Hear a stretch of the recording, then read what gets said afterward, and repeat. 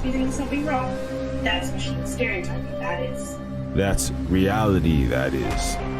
Machines are second-class citizens. Humans are sentient persons by default, ma'am. They have personhood by heredity. There are thousands upon thousands of overqualified slum dwellers. You are my peon. Don't you get it? This wasn't a job. It was always just an excommunication sentence. We're pawns in a feud bigger than we can imagine. Turn the cogs of the machine before Leviathan grinds you up and swallows you and yours. We don't get to choose our hand, comrade. Prince, peon, rich, poor, human, robot. I invented the crux of the royal's power, the secret to consciousness, our existence itself, the meaning of life. I'm the $6 billion baller, not some troubled youth. You are my greatest creation of all. I had to build my own family. I hate your son. I hate your son. I'm happy to smash all of the crowns and throw the gold shards down to the people. I will be the iconoclast queen. But who makes you queen anyway? You? You in whose army, princess? You in whose army?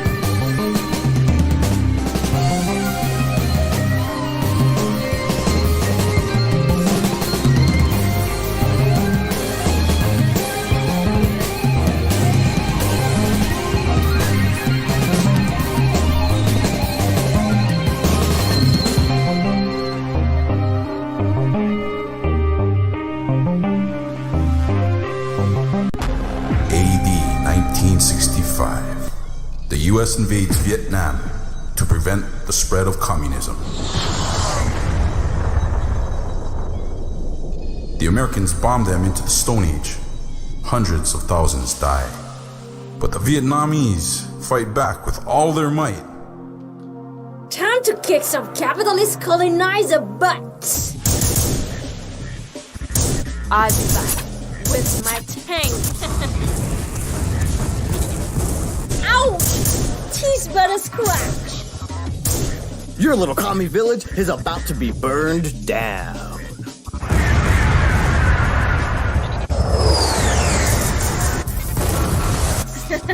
You Western clowns aren't being. There is no alternative to capitalism. Resistance is futile. I've got your alternative right here, Your Majesty. We kick your money-grubbing colonizer butts out and build socialism. Two men enter. No one leaves capitalism. You made a big mistake coming to Vietnam, you spoil rich royal.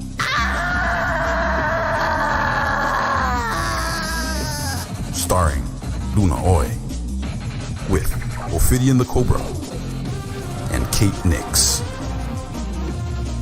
The Decolonators. AD 1965. The US invades Vietnam to prevent the spread of communism. The Americans bomb them into the Stone Age. Hundreds of thousands die. But the Vietnamese fight back with... Hey, what's up, everybody? This is Silver Spook, and this is the Silver Spook live stream.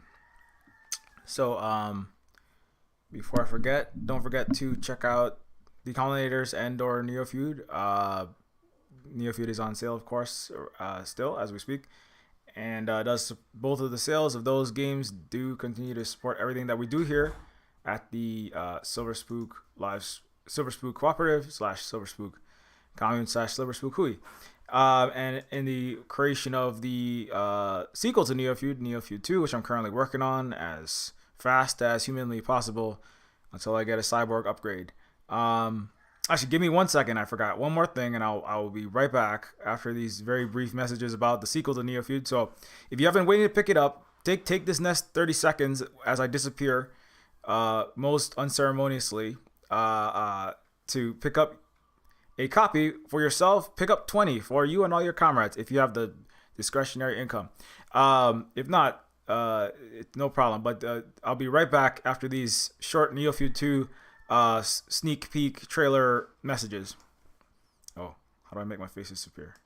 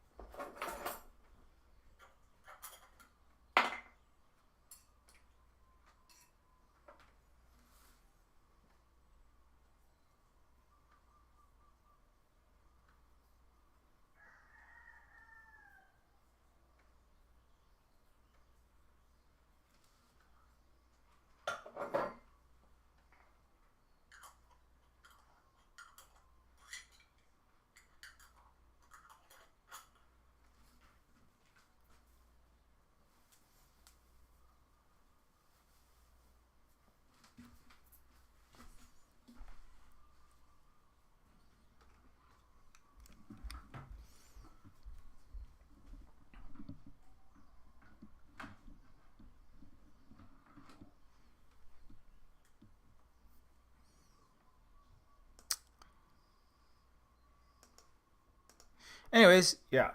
So yeah, don't forget to like the stream, subscribe, and all these other things, as well as continue supporting us through Patreon.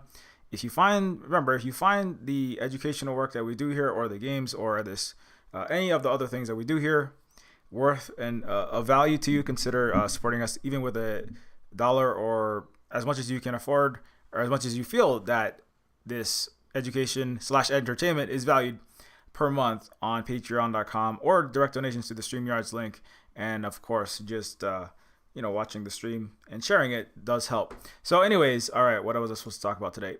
One more quick PSA. We are going to have later on today a panel of Silver Spook panel with a variety of other indigenous peoples from around the world, and it's going to be a panel, not a Luna Oi panel. That is Luna's face. But anyway, we're going to have an indigenous language preservation panel on today at 6 p.m. Pacific time. It's going to be broadcast on my Twitch channel, which is twitch.tv/silverspook, but it will be later uploaded to this YouTube channel, but I can't say when exactly. So if you want to catch it, you might want to catch it live. So that's going to be on Indigenous Language Preservation Panel, featuring Native folks of Hawaiian, Luchuan, or also known as Okinawan, Maori, which are indigenous from New Zealand, and Ojibwe descent. So that's right today at 6 p.m. Pacific time. Yeah, so we're gonna have. Should be interesting. Specifically, this one's specifically about language preservation, and also a cultural preservation as well. But this fit the screen better, so fit my flyers aesthetics better. Anyway, so that's happening later today. All right. Turn this back off. Yeah. So what was I going to talk about? Yeah, so the main topic is, actually kind of dovetails into what I'm going to talk about. Everything dovetails into everything. The universe dovetails all the way down when it comes to Silver Spook, if you know, and the metaverse and the multiverse and the 26 dimensional Octonian vibrational, cosmic strings. Everything is all dovetails. So little dovetails, just warbling and flapping, and like the dove of peace, they're just like flapping everywhere. They're on everything, like Peacemaker's arsenal of weapons of death. There's just doves everywhere, otherwise he can't shoot them. Anyways, let me unwind all of those tangents though. Too many doves. We're gonna talk about Eternals ostensibly on this stream. On this very low cost, higher than any Western university grade lecture So this is like the cheapest lecture you'll ever get, in terms of the most affordable lecture you ever get. And I'll try it because I don't charge you anything. Anyways, and you don't go 200,000 into student debt, dragging you across the universe like a ball and chain. Eternals, ancient civilizations, and who counts? Who counts? Oh, I'm sorry, you can't see because my face is on top of the words. Eternals, ancient civilizations, and who counts as a civilized people. Very interesting, actually, something I want to bring up since my brain is a 140 character hacked automaton of the Death Star satellites. Somebody just shared this, and I wanted to. This actually does also dovetail right into what I'm talking about. Actually, it's Nick Estes, who is, you should follow, is saying indigenous. Speaking of ancient civilizations and modern present day civilizations, Nick Estes is Oseti Sakowin. I'm sorry, I'm not sure which one of these. I know Nick is an indigenous activist, works with the Red Nation podcast, and is very much an activist and a member of ancient and present civilizations in what's called Abya-Yala, Hanuna, Turtle Island, sometimes known as North America. And Nick is shared today a very important thing. This is tying into current events. This is a CBS news anchor speaking on, of course, the Russia-Ukraine actions. This is the crisis. This isn't a place. This is what the CBS anchor said. This isn't a place, with all due respect, like Iraq or Afghanistan, who has seen conflict rage for decades. This is a relatively civilized, relatively European. And I have to choose those words carefully. Too late, you already chose your words. This is a relatively civilized, relatively European city where you don't expect that, or you hope that it wasn't going to happen. So, that's actually that statement there, speaking on Russia and the, what's happening between Russia and Ukraine. This is the place where we have civilizations, not like Iraq, right? Not like Iraq, not like Afghanistan. Those are savage, barbarian places. It's actually the perfect time to bring up the head of NATO.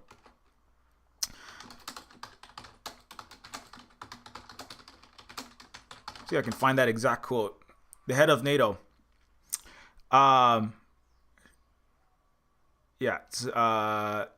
It was the head of the UN's chief. He said, where is that? Yeah, I can't find the exact one. It was the head lawyer of NATO said, when asked about war crimes in Libya, which NATO supported, right, the offensive warmongering facility known as the North Atlantic Treaty Organization, right? And the head of NATO actually said to the Libyan weapons people who are investigating human rights violations in Libya, right? Do you know anything about Libya? Nobody's talking about Libya. Nobody's talking about Yemen that was bombed. Nobody's talking about the Yemen bombing, attacks in Syria, the 3+ other countries bombed by U.S. and its allies the same day as the invasion. Nobody cares, because those aren't civilized people, right? Iraq is uncivilized, right? Yemen is uncivilized, right? Do you know what happened to Libya? They were bombed so terribly that they have slave markets again. They annihilated the whole country when it was progressing. I mean, I talk about this stuff all the time. So if you follow my streams, you should probably know some of this stuff. Now, the undialectical Western diseducated brain of the entire Western world is frothing at the mouth at the current compartmentalized CIA disinformation campaign to sell more bombs, and is ignoring everything else as they do. But Libya was called a savage, uncivilized country, right? After the like all the other countries, after NATO, the United States and France bombed the country into the Stone Age and produced, you know what else? You know what Libya had? You know what Libya had? Libya had had free healthcare before NATO's actions, before the US and NATO's illegal invasion. Libya had no debt to the IMF or World Bank from under Gaddafi. Had free healthcare. They had free electricity. They had free education. They had interest-free loans. They had newlyweds receive $50,000 to find a home. Mothers received $5,000 on birth of a child. Citizens received a percentage of all oil sales, and all petrol was 0.14 per liter. Government paid 50% of the price of your car. Unemployed Libyans received average salary for their profession in benefits. Before power, 25% of Libyans were literate. After Gaddafi, who the U.S. and Clinton explicitly set out to remove, 83% were literate. People wanting to be farmers were given land, house, equipment, seeds, livestock, very similar to Vietnam, very similar to Hawaii, actually, in the 1800s. Students would be paid the average salary for a profession they are studying for. Good thing the U.S. and its puppets helped get rid of him, because you can't have socialism no matter what. That's what they assassinated him, and Hillary Clinton luxuriated and celebrated when he was sodomized with the bayonet. It was in a horrific, gruesome act. Sorry to even have to bring that up, but that's who NATO. That's what NATO does. And then NATO said Libya was the savage country, the uncivilized country. When asked what civilians were bombed, many civilians were bombed. 90% of America's drone strikes kill civilians. That's all they do all day long. Using Nazis often, like they do in Ukraine. Before this thing that has happened, is for 8 years this has been going on, but not just there. They use far right everywhere. What human rights have been violated? There are slave markets in Libya after U.S. actions. So badly destroyed and bombed, so much poverty was created that it's gone back centuries, basically. Not because of fault of the people of Libya, but because of the external influence, actions, and invasions and war of the civilized countries. And then NATO turns around and says, the white European NATO lawyer, head lawyer for NATO, said, when asked just basic information like numbers, deaths, locations, bombing targets, hospitals, schools, we just want to know, can we just get where it was bombed, who was shot, right? And then NATO said, we don't need to give you any information because the members of NATO are civilized countries. Only savage countries commit war crimes. Only savage countries, only uncivilized countries commit war. That was the statement in the 20-teens. That's not 1800s. That's not 1943 or something. That's not 1950. That's not 2000. That's 2000 in the 20-teens. The NATO lawyer said after the invasion, we don't commit war crimes. Only you savages. Only you dark people. Basically, only you Africans.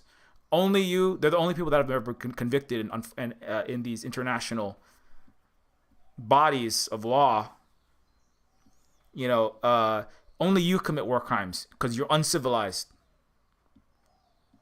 So this directly ties into. This is very upsetting, of course. So I'm not quite as, and also very similar to Hawaii, which had similar to Libya, which had, as you should know if you follow these streams closely, the world's first universal healthcare system in the 1860s, electricity before the White House, the world's highest literacy rate, greater than 90%.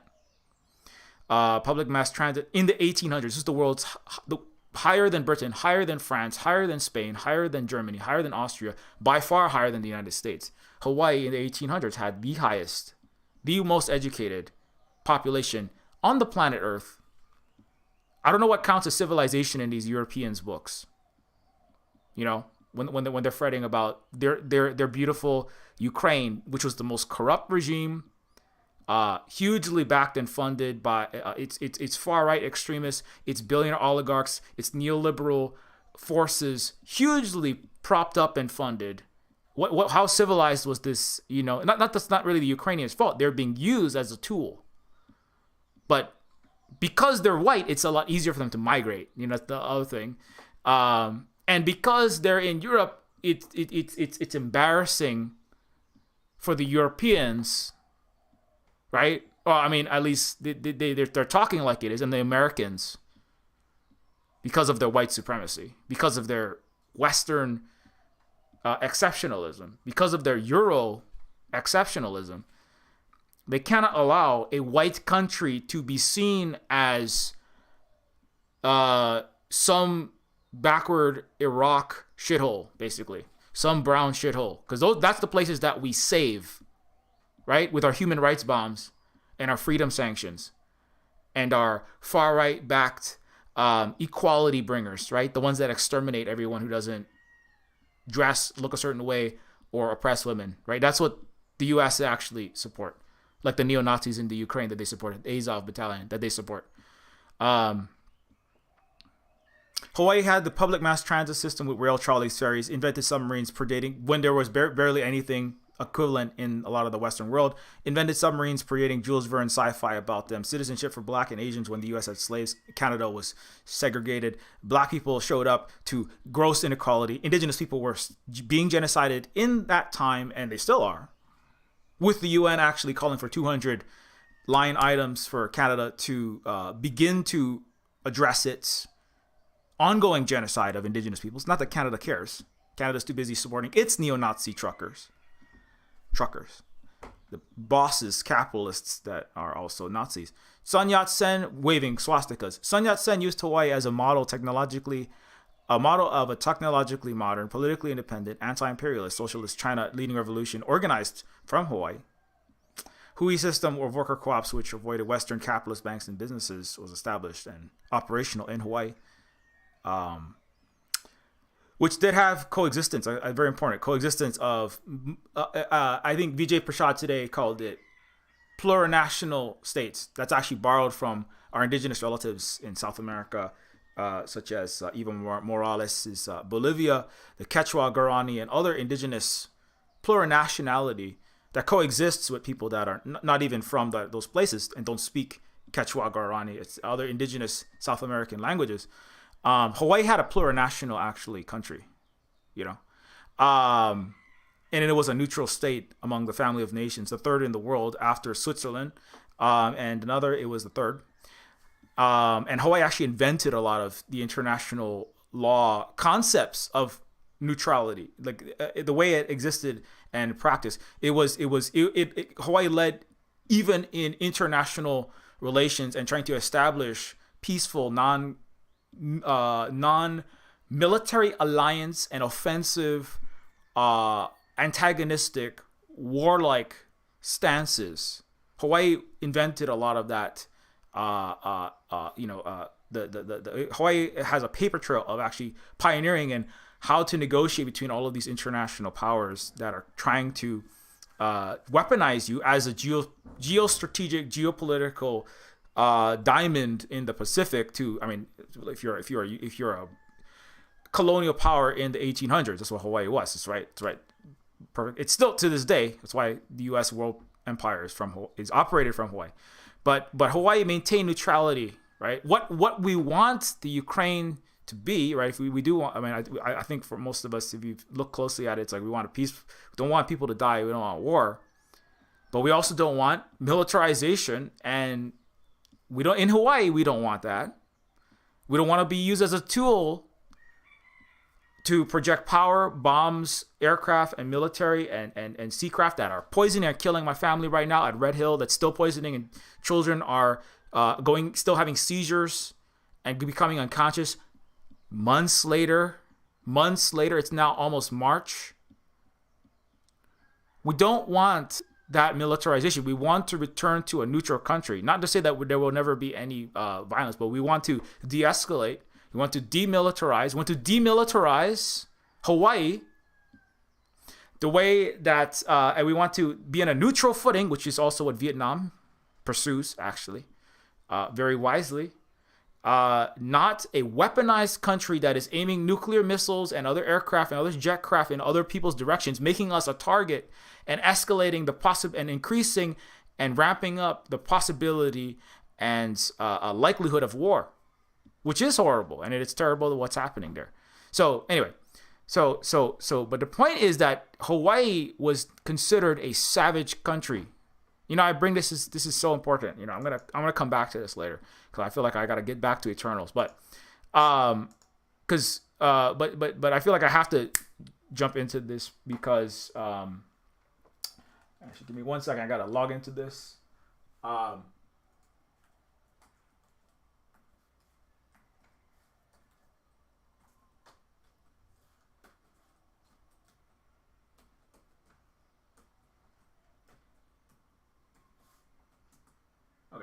Oh shit! Sorry about that. Okay, give me 1 second. I'll be right back after these very short messages. Sorry about that. Let's see. Watch this one more time. I'm so sorry. I just gotta go fix something real fast.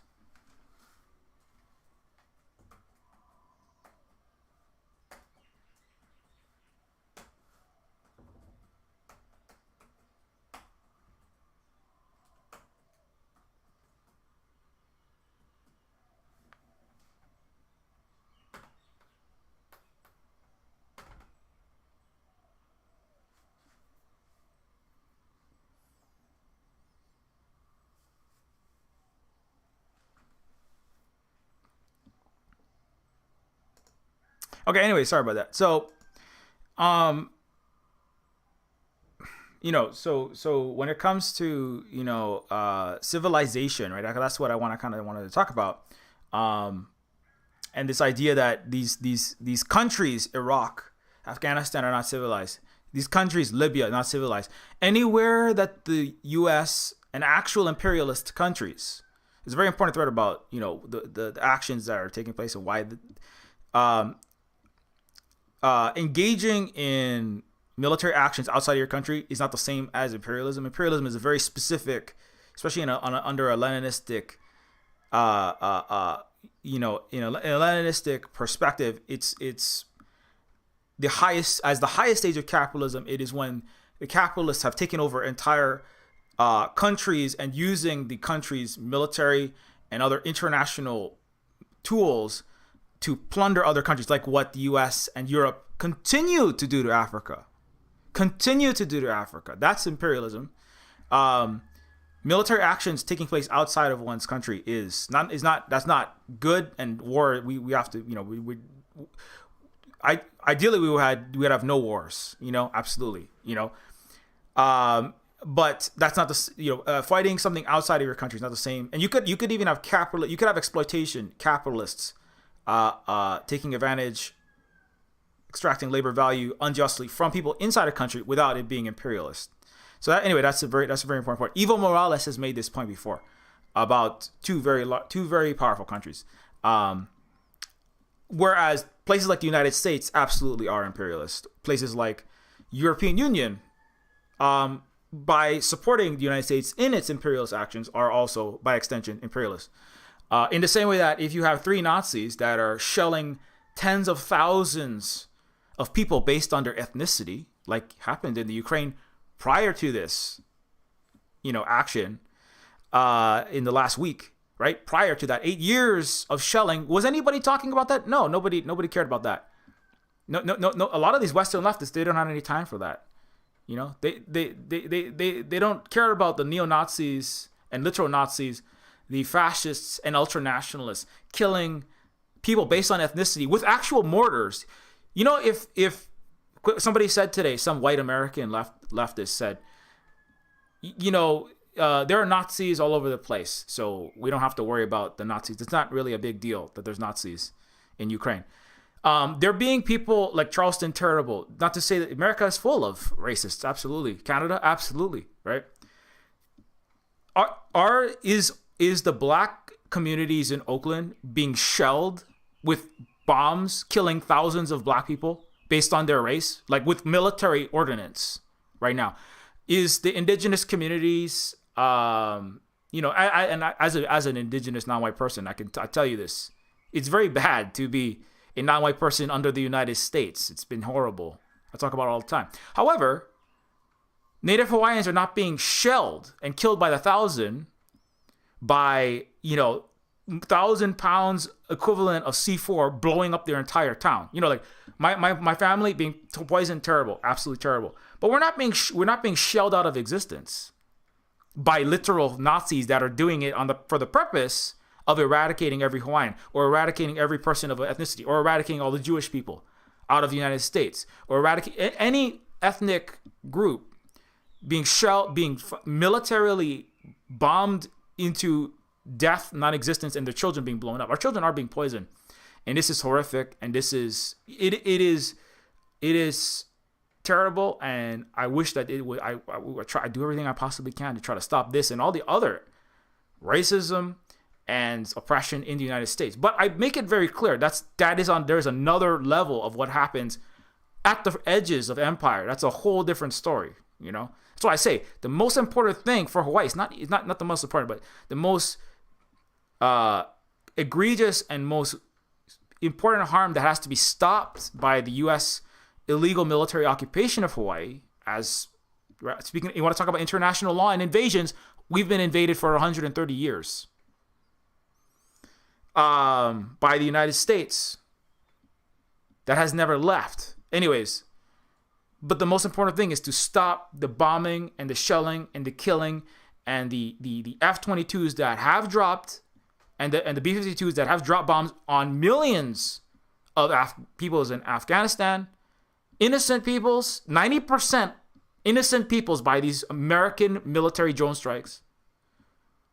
Launched from Hawaii, from Pearl Harbor, from Pohakuloa, from U.S. military facilities in Hawaii into Asia, into all the way to Iraq. The wars in Iraq were staged from Hawaii. The war in Afghanistan were staged from Hawaii. I try to make this very clear. Hawaii is not just a vacation destination spot. It is the Death Star. And the suffering that we undergo. That's why I say, I've said this multiple times on multiple streams. I'm willing to watch the aquifer of my home island go, and my family, sadly, I don't want to watch anyone suffer. But if it takes 1 million Hawaiians and other people living in my home island of Oahu, my Ahupua'a, my native land, you know, Aina's land is very important to indigenous people like myself.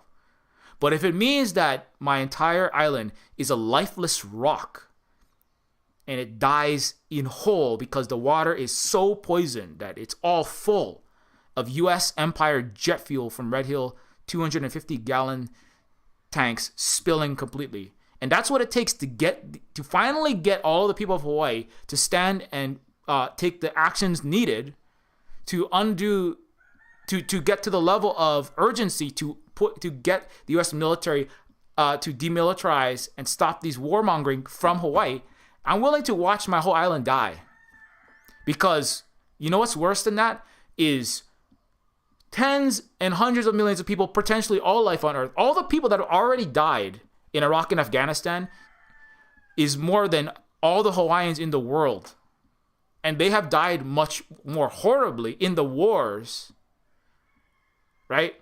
Than even the people in Hawaii. I don't want to. It's not about oppression or Olympics. It's just about the material reality is when the U.S. and the West and entities like NATO foment and start these wars by backing right-wing elements, whether that's the Mujahideen, whether that is the Azov battalion, whether that is the reactionary forces in Iraq, whether that is or just going in yourself with your own military and blowing an entire country into the Stone Age, like in a Vietnam or in a Libya, right? When the U.S. engages in those, that the level of destruction and that's why I say, like, it's incomprehensible for me to know what it was like growing up eating only grasshoppers, worried about you're gonna get cholera, right, and you're gonna starve to death in Vietnam, or in Afghanistan, where people have only 1/3 of the country has any access to electricity, right? That's incomprehensible. That's another level of suffering, and you have to always keep that in mind. We have to always keep that in mind, just as humans, not even as leftists or as indigenous activists or whatever. Just as humans, just as sentient, as things with Ora, Ola Ikavai, right? As living things, we should care about other fellow living things, you know, and also the mother that gave birth to all of us. But anyways, so my point there is that the people that are being shelled, the people that are being killed, the people that are being that were and still are being wiped off of the map by military explosives. They didn't do that to us on Mauna Kea. This is part of why we were in Kapu Aloha. You know, they talk about that. The actions I have in my slideshow, right? It often revolves that we had our peaceful, nonviolent protests on Mauna Kea. There's a very important reason. People easily forget this, and they should be reminded of it by what's happening in the Ukraine. There's a reason why you choose particular actions in particular situations, because war is hell, and how far and how bad it will go. It's like an awoken Leviathan. You know, it's a beast from the deep. It might solve your one problem, like, well, let's awaken Godzilla because there's a robber running down the street, so let's have the Godzilla step on him. I mean, yeah, the Godzilla might step on the one robber that stole your car, and then it might destroy your entire city. You know, it is a horror, you know, and it is hell. And when it's once unleashed, like Iraq was supposed to be 2 weeks in and out, 20 years, millions dead, 7 countries and counting, right? Still, U.S. is still not out of any of its wars. It's one thing you can say about some other entities. They don't stay for centuries like in Hawaii. They don't stay for decades like in Afghanistan, like in Iraq. Anyway, so my point is that, yeah, so we want to be, we want to, actually, if ever possible, absolutely we want to take every diplomatic and every peaceful means, peaceful protest, peaceful, like non-weapons diplomacy, talking in international bodies and international communication between diplomats, not shooting, right? If at all possible, right? If at all possible. However, under certain circumstances, like, I don't know, the invasion of Vietnam. That's why we made the game Decolonizers. Luna Oi, a Vietnamese communist woman, and myself, a native Hawaiian, and and left, which Hawaiian is basically already that.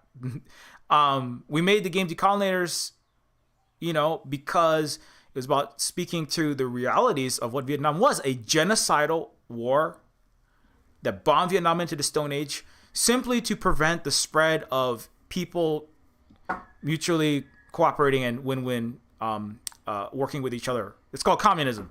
It's just called normal human civilization. Just to stop that, the U.S. killed millions and then starved them for decades and decades. And that, like, it is sadly incomprehensible for the people who need to understand what that means. They don't know what suffering. You don't really know what suffering is in the United States. I can't really know what that level of suffering is. Right? To have no future. Not like, oh no, maybe in the future there will be apocalypse. So like, it is another level to have your entire existence threatened with total and complete eradication. And like, not just threatened, it happening, them bombing you, and your family and your village gone, and then your next one gone, and then you move to the next one, and then it's gone. And at a certain point, they have to fight to stop this violence, and the Vietnamese did fight, and they did win. I mean, it's pretty amazing, and that's why their side was totally justified. The Vietnamese communists were totally justified in removing the illegal, invading, bombing, genocidal, massacring entity, the United States, under imperialism, to stop the spread of communism, as the United States openly said. And so similarly, you don't know what it's like to have thousands of your people bombed out of existence in Orange County or wherever you're tweeting, whatever you're tweeting. You don't know what it's like in your Portland, in your Washington, in New York City, in your apartment. Is your apartment being shelled and all your people being exterminated? Not like there's some people that want to maybe someday do some stuff. Are you literally being bombed out of existence, and your family are you mopping your family and your neighbors up with a mop? No, not quite. I mean, it's bad. The United States is terrible, but it's not at that level. Even with 1,000 deaths at the hands of police and the racist murders and all of the economic suffering, which is all terrible, it's not as bad as it could be. And the disregard for the suffering of people actually on the receiving end of militarized Nazis exterminating actual militarily genociding ethnic Russian peoples in Ukraine is pretty disgusting and pretty hypocritical and very sad. Sadly expected in a diseducated place like the entire Western world and everywhere that is pays fealty, even its left. However, very disgusting. And, you know, I think if we as Hawaiians, and if you are trying to be something like a leftist, I mean, it's Danny, I'm like looking at my friend Danny, there's like Danny, Carl, a lot of people that I would hope would understand this better, especially the ones, you know, that, you know, some of them have listened to some of the things I said, and I'm seeing them going, oh, they're just hook, line, and sinker jumping into whatever World War III the U.S. wants to start to sell more bombs and weapons. It's good. This is going to come back, by the way. The support that anything that drums up the war further. Not to say that you can be against all war and we should not have any wars. But there's other people who are saying, well, they're getting wrapped up and swept into, let's throw money, let's throw resources into something they haven't even researched undialectically on a whim, just at the spur of the moment, not looking at history, not looking at where is this money actually going to go. Is it going to go to support Nazis killing innocent people based on their ethnicity?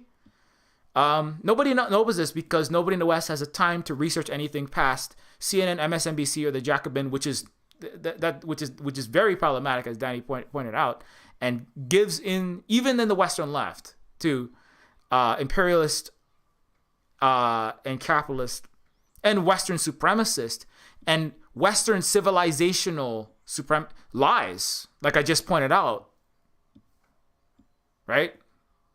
Like the shit nobody knows about Hawaii. It's not just Hawaii, though. That's not just Hawaii.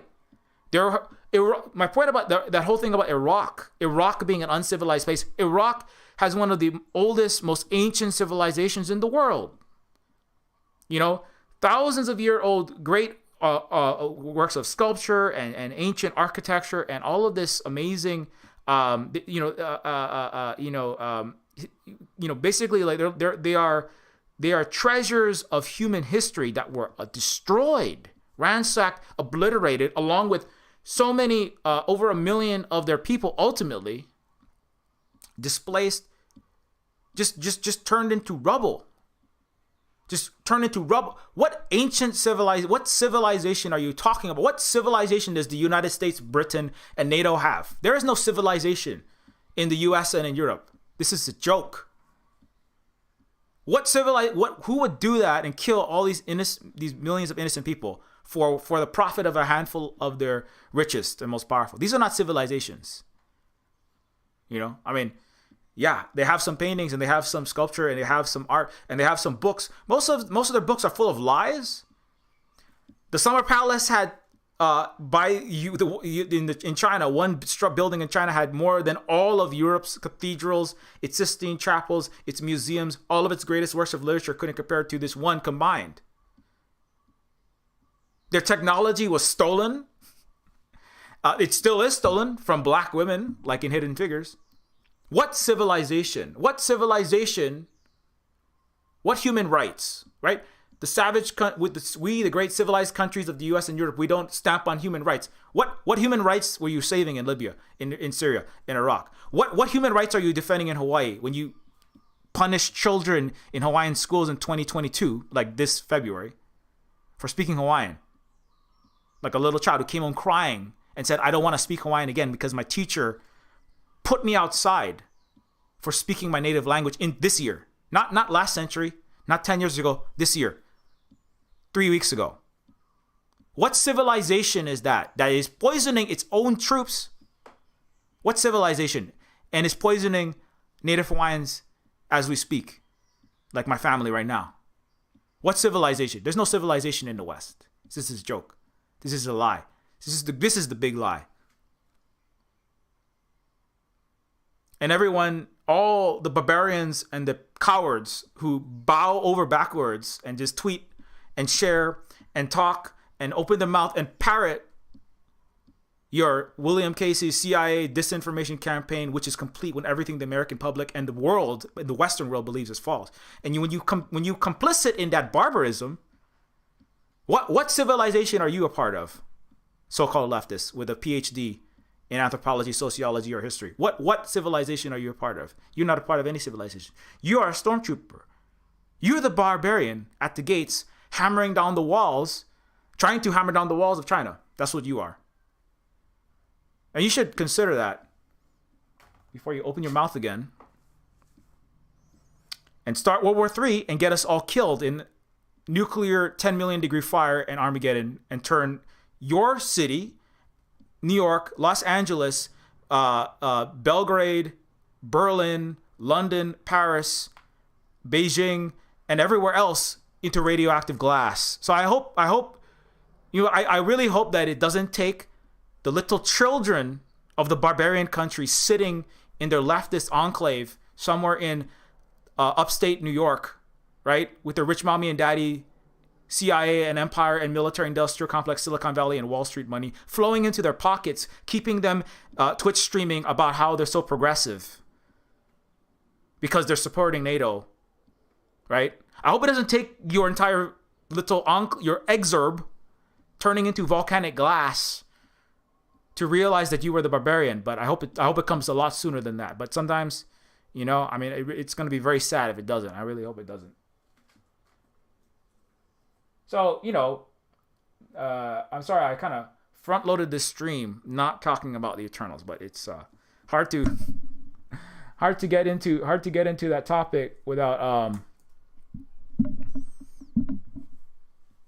because this is of course everywhere. But back to I should talk a little bit about Eternals since I can't be doing streams without like actually going into the topics I'm supposed to be talking about. So in Eternals, ancient civilizations and and who counts as civilized. So I've already kind of talked about whoa, holy crap, that's loud. Shh.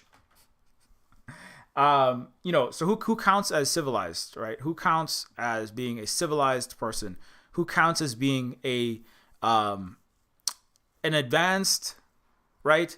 A worthy of respect, worthy of what does civilized even mean, right?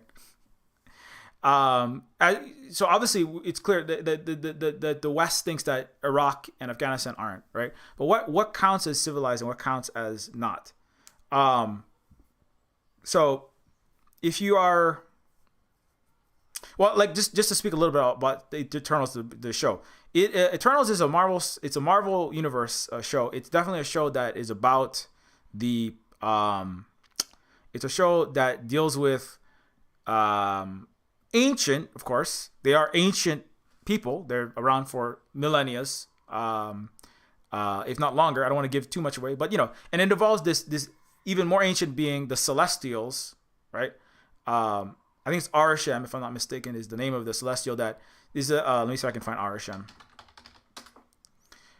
And so in the Marvel Cinematic Universe, I mean, the actual Eternals, these are the Eternals. It kind of looks like a giant Galactus looking thing. This is one of the time when giant humanoid objects in space just walking around the Milky Way galaxy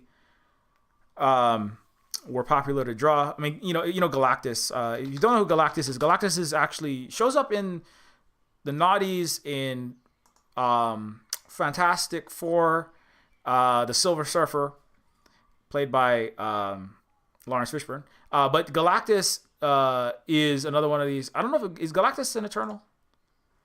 Is Galactus? I'm not that up on all of my Marvel lore, so I don't know all this. But Galactus is a giant ancient being that eats entire worlds. Like instead of having cinnamon toast crunch or an eggs omelet or whatever, or their vegan tofu smoothie with extra spirulina and kale or whatever you have for breakfast, Galactus eats entire planets. Ideally, ones with sentient sapient life all over them. And so Galactus is like the United States. Like, I'm not kind of not even joking. Galactus is the U.S. projecting itself and the West projecting itself into the universe. And it's like, if there was an ancient being, what it would do is go around and suck and kill for its own benefit all of the resources and life, energy, dollars, coltan, copper, silver, tea, silk, rubber, fossil fuel, and slaves that it can, right? Galactus is actually not unconsciously Jack Kirby and people like Stan Lee and Jack Kirby, who, the original Marvel creators, who are Americans, right? Unknowingly projecting themselves into space. I mean, I like a lot of these things. I've talked about this a lot, because that's what the United States is doing. I mean, that's my opinion, of course, but Galactus, however, is this ancient celestial being that is out there eating planets. Like, this is a picture of Galactus actually eating a planet. What's interesting about this is there's something deep in the psyche, the cosmology of of the universe. This is the Hawaiian cosmology. Just to give you an example, Hawaii has another ancient civilization. The Hawaiian cosmology. The Skyfather married Papa, whom he formed into Papa Hanamoku, the Earth Mother. I've talked about this a lot, and so this is a depiction of that. Speaking of ancient civilizations, right? And so in this myth, Papa, which is the Earth Mother, right? It's red, like the earth of the dirt, the volcanic lava, and the white, which is reproductive fluids, rain, clouds, represents Wakea, the Sky Father. And they come together, and Mauna a Wakea here in Hawaii. It's actually the myths of Papa and Wakea spread all the way to like the Solomons, to Malaysia, to the Philippines, and the Southeast, the Asian and Pacific islands, cosmologies, and their own ancient eternals are very much interlinked and of a lineage. They're not all identical, but they share a lot of common features. Umurangi Generation, my friend Naftali Faulkner's game, is made by a Maori team, which is in New Zealand, right? But they're one of our relatives, right? Ululani means red sky in Hawaiian. Umurangi, it's basically the same word, but different people were helping to write the language onto paper. But anyway, so the sky, rangi. The sky is the word for the Wakea in Maori, in the indigenous people of New Zealand's culture. Anyways, so my point is that, and so Sky Father waters Earth Mother, and from that is giving birth all of the firstborn son of Papa and Wakea is let me see if I can get the firstborn son of Papa and Wakea is. Crap. I'm trying to find a picture that illustrates what I'm talking about. Yeah, Papa Hano Moku. Yeah. This is a pretty good one. So is that one. Confronting. Yeah, I think this is a Solomon Enos is a Hawaiian painter. Papa Wakea, yeah, this is by Solomon Enos. So you can see here, Papa is the. Can I get it? Can I maximize this image, please? Can I zoom in on the image? Okay, so Papa is, it gives birth to the firstborn, which is kalo, which is our staple food, right? Kalo is the Hawaiian plant. This plant here, right? And all of this, you can't look at Hawaii stuff without being bombarded with tourist vacation propaganda. Like, oh, visit this and see the Waikiki commodified version of our mythology danced by non-Hawaiian people for starvation wages. Anyways, so Kalo is the firstborn child, in our Eternals ancient mythology. And Kalo is stillborn and needs support to live. It's like somebody who is it was I think it varies because we don't have a written language. We did have petroglyphs, which are like stone carving pictograms, but they're not. We don't have like written records of the entire mythology. So a lot of this is, folks. When I was at university, one of the things that I was engaged in was learning about the difficulties and the project of taking thousands of stories from different islands and from different places and trying to triangulate and trying to find what's most in common, because it's all oral, right? So it's not set in stone. Not to say that anything on paper makes it set in stone. That's one of the problems of Western civilization. But Kalo is the younger sibling of the people, right? The Aina is the mother. It's Aina. Papa is a very specific kind of aspect, right, of Aina, the land, right, which gives birth to all things. When I say, like, for indigenous people, what does land back mean? Aina is your mother. You can't buy and sell your mother for profit, and you don't own your mother. You respect your mother, and you treat your mother with respect, so that you thank your mother for what she has given you, and your mother will provide for you, right? That's the relationship. That's the worldview. That's the paradigm that Hawaiians have. And many of the indigenous people have when it comes to land. And so from Aina comes the eldest, which is Kalo, right? And then after that comes, I'm trying to get this image up here. I'm gonna see if I can. No, can't get images to work inside of my thing. Okay, sorry. And then after here's another one. I think this is another mural. Yeah, or here's another one.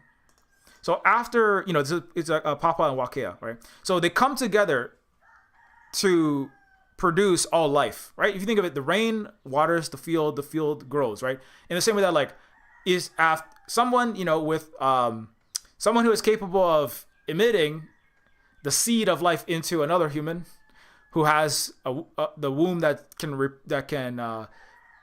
grow in the fertile soil of inside the body, a new human, right? A new Kanaka, right? A new sentient being with mammalian characteristics. So, but it's similarly, like, the Sky Father is seen as coming together, basically like mating with the Earth Mother and then giving birth to all life. And that's why this is a metaphor, of course, but it's also about instilling values into the people and into the culture, which is respect the land, which is important. It's not just hocus. It's not just superstition. It's like, we have to do that, because if we don't do that, if we are out of balance, and if we don't respect the land will not provide, or might not. It might falter. And if that happens, then we don't live. So it's not just about, this is about instilling values, and it's also science, right? That comes with Ahupua'a, the terracing systems. It comes with systems of social responsibility, kuleana responsibility, pono, living a just life, righteousness and justice between people to people, nation to nation, tribe to tribe, Ahupua'a to Ahupua'a, and people to land, right? Your ancestor. You should be just to your brother and sister and to your mother, right? And then aloha, which doesn't mean hello, welcome to this high thread count hotel in Hilton, Hawaiian Village, Waikiki. Have fun watching us bastardize our culture for $7.50 an hour at the, Hawaiian hula, Vegas stripper show, basically, and then go out and, enjoy your Corona commercial blue sky and your pina colada, and take $3,000, give it mostly to a white rich guy in Wall Street that owns the hotel, while Hawaiians and local working people get nothing, or just barely enough to even survive. Right? That's not what aloha means. Aloha means, like, love for all people, love for all things, love for all of the land, love for all people, all on the planet Earth. And so, and so the cosmology, the eternals, right, of Hawaii are Papa, Wakea, Haumea. There's like the Hina, Haumea, and Papa are they each kind of represent multiple aspects of the Earth Mother in a different sense. And we have, there's Lono, of fertility. You know, there's all there's these different entities, right? But we are a family, and the family cares, and the family loves, and the family protects and defends its descendants. The greater, more powerful entities, right? The planet itself, the sky and the weather and the air and the water itself, right? Represented under Wakea. The earth itself. These will persist and last beyond your life. You will die and they will continue. You know, we will die and it will continue. Even if the humans bring about nuclear holocaust because of their hubris under the broken, unhealed civilization that fell. It's called the unhealed descendants of the Achillean Roman legions trauma, right? In Britain, France, Spain, and the Britain gave birth to the unhealed people of the United States, and then they gave birth to NATO and threatening nuclear war in Ukraine. And if the unhealed descendants of the unhealed star-spangled descendants of Roman trauma bring about the end of the world through 10 million degree baptism of nuclear fire and permanent extinction like belching of clouds of CO2 and hydrocarbon into the atmosphere because of runaway climate change, day after the tomorrow, stopping of the North Atlantic current, etc., or whatever multitude of ways that the unhealed descendants of the Roman trauma are bringing this about, because they're out of balance from people to people, abusing each other under capitalism, under racism, nation to nation under colonialism, and people to planet under environmental destruction and degradation led by the richest, whitest Western countries. If they end it, Papa and Wakea will persist. We might not, but the Eternals will. Right?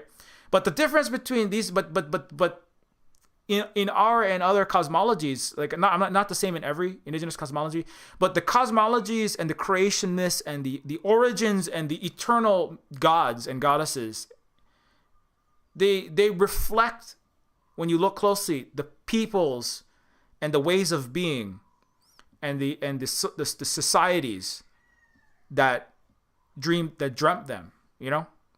That's why, you know, the Roman gods are really, really very violent, you know, very warring and very, very much not so peaceful, you know. Not to say that everything in Hawaii was peaceful, but you know, Cronus, you know, just as another example, you know, this is the gods of even the Greeks and the Europeans, you know. Cronus gave birth, you know, Cronus begot his son Zeus, and worrying that his son might overthrow him, right? You know, Cronus, the Titan god of time and ages, regarded as destructive and all-devouring. He ruled the cosmos during the Golden Age after the castrating and deposing of his father, Uranus, the sky. So he killed his father, right? In a prophecy that he would be overthrown by his son, Cronus swallowed each of his children as soon as they were born. So before his children could be born, he ate his own children. You know? For fear of his power, his personal power being taken, you know? It's kind of like, you know, wasp kids being discarded if they don't become trophy little, you know, like the lack of love you feel when I don't know if you've ever been born or known anybody who has lived like that. The wealthy East Coasters, they don't love their children. They want their children to continue their dynasties, and they worry about their children not doing that, or even they want their children to self-aggrandize them by getting the best tests, getting high achievements, becoming great senators or powerful businessmen like their parents, making them money so the parents can empower themselves. But that is part of the broken Western way, you know. And Cronus was so worried about even just being surpassed that he devoured his own children, ripped their heads off. These are the Eternals of the West that reflect the constantly warring, right? Constantly fighting, imperially invading, right? The Romans that crucified people who didn't speak, pay fealty and homage to their invasion. Speaking of invasions in Europe, The Greek mythology is about death, destruction, violation, fear, resorting to violence and murder because of fear, kind of uncontrolled chaos. It's war, which is hell. It's about hell, ultimately. Many human generations later, Zeus believed Cronus and his brothers. Cronus swallowed each of his children as soon as they were born. Rhea managed to save the youngest Zeus by hiding him in the island of Crete. Fed Cronus a stone wrapped in swaddling clothes. In another myth, Zeus gets swallowed by Cronus and then breaks his own father's skull open and kills his own father.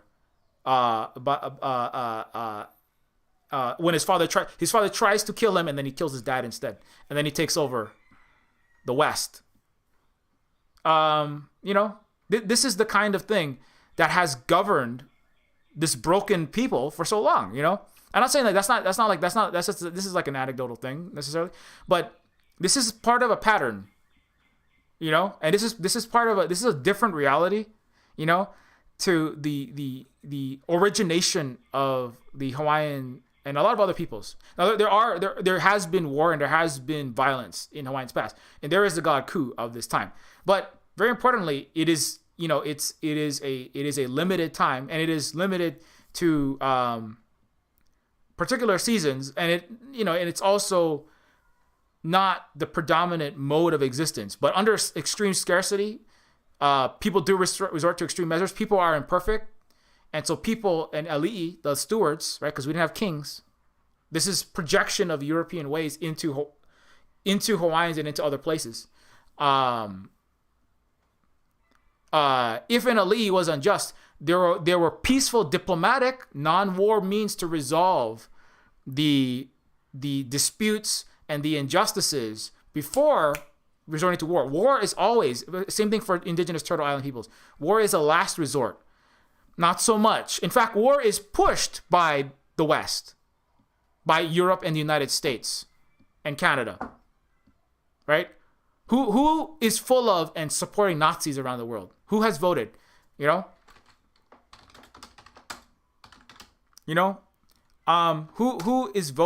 Who votes against stopping Nazis around the world, right?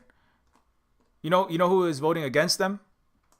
There's two countries saying we should Ukraine and US back Nazism at the UN resolution, right? And do you know who else is abstaining and is on the fence when it comes to Nazis? They're not against Nazis. They're not for Nazis, but they're also not against Nazis. Do you know who it is? All of the European allies and Western allies, right? Canada, Croatia, Cyprus, Germany, Greece, Sweden, Spain, right? Every United Kingdom, New Zealand. New Zealand's okay with Nazis. Which countries tend to have more of these forces in there? All these countries. Which countries are on the side of the United States in its war or don't stand against its wars in Iraq, Afghanistan, Libya, et cetera, right? Which ones are not against the U.S. militarizing the Pacific? Which ones are not? Which ones are joining AUKUS? Which ones? The ones who descend or have allied with the people who eat their own children. Like the Koch brother, Donald Trump's father said, "If you're not a killer, I'm not going to give you anything. You have to be a killer, son." So Donald Trump's father repeated the Roman trauma to the self-devouring parent-to-child trauma, right, to his own son, Fred Trump to Donald. He said, "If you're not a killer, you're not going to get anything. I need to see that you will put black and brown people out in the street. I need to see that you're gonna do all the backstabbing, lying, cheat, steal, and kill. Otherwise, I'm not going to give you any of my millions that I made settler colonizing in New York and flipping real estate." The Koch brothers' father said, the Koch brothers' father, who was a right-wing Nazi supporter who wanted to exterminate the left in the United States, wiped them out by backing fascists in the United States. The Koch brothers' father. The Koch brothers outed the brother as gay, and they knew the father was homophobic, racist, Nazi billionaire. And they said, and the Koch brothers' father found out that one of their brothers was gay, and they outed him to the father, and the father said, "Good job, boys. I know you guys are ruthless. because that other brother, he's not getting nothing now because I don't give anything to Nancy boys. That's what Koch brothers' father did. So that's daddy re-traumatizing children, right? Cronus, Zeus. The myth, it really holds up for the West. It's about the biggest, most powerful man, and it's always a man in the room. You know, I mean, it's in a patriarchal world. It's disproportionate man or the most lean in patriarchy supporting woman like Hillary Clinton. And unless you are a ruthless killer and you are gonna continue this might makes right, traumatic, hierarchical, imperial, empire-like structure where you dominate for your personal benefit and screw everyone else. Bring everyone else. Doesn't matter if it's a person or a country, like a Ukraine is just a tool. No one has agency, right? Under full spectrum dominance. No one is a human except you. Everyone else is objects. They are pets or cattle to subdue, especially black and brown people. These are not humans. Africa is a farm of black oxen sitting on diamonds, coltan, rubies, emeralds for Elon, and other resources. That's all Africa is. It's an object. And your job is to eat it all, son. And if you don't eat it all, like I have, and the only reason why I'm doing this is because I want my legacy to live 1,000 years, build my throne and my power under neo-feudalism, right? Which is, anyway. If you don't do that, I'm not giving you anything. I will eat you. That's the mythology. That's the cosmology of the West. That's what really runs the United States. The child killers. The support, the bombing of innocent people. Who orders a drone strike to kill 9 out of 10 innocent children like a month ago in Syria, or in Afghanistan a few months ago, or in Yemen and in Syria on the same day as the first day of military operations in Ukraine? Who orders that kind of thing? These people order that kind of thing. And you can dance around human rights and we're so nice in America. It's so peaceful in my suburb in my nice little yoga studio and my cooperative bakery in Oregon. I'm not saying that you shouldn't do that, but you got to know what country you're in. That's who operates your entire country. And if you're gonna, you have to know that's who. When daddy goes to work in DC and Wall Street and Silicon Valley to make you the money so that you can stay in your yoga studio and drink from your steel straw and feel good about yourself.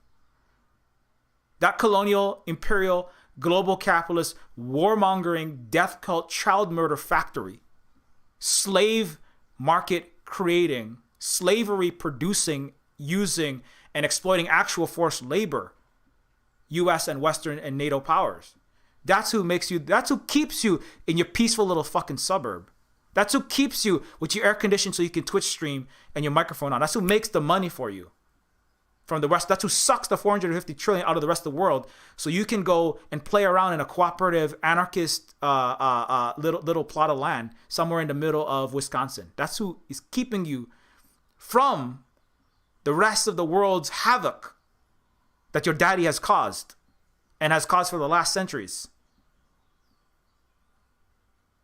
This is this is what they so there are other people, and the people that get exterminated are the people whose Eternals, and the Eternals reflect the temporals. The Eternals reflect the consciousness, the societies, and the values of the temporary, the humans that invent and write and tell the stories of their Eternals. And that's how, when like forensically dissecting the language, such as Austronesian language family languages like Hawaiian, that have no he and she and it pronouns, differentiating and hierarchicalization or unjust power structuring of the entire reality into it being at the very bottom, the land, and below that the she. And above that, the she, and then above that, the he, right? It's just not to say that a language that has pronouns is going to be broken in that way, but for the Hawaiians, we had full acceptance for LGBTQ plus, and gender fluidity was a totally normal thing. That's the part of why I changed, as I often bring up. That's why I change my presentations from a more mass to femme often in the Twitch streams, because it's part of like recapturing attempted genocide of my Hawaiian culture by cis heteronormative Western civilization, barbarism, no such thing as civilization in the West, as I already said. And so, but similarly, if you do a forensic analysis, a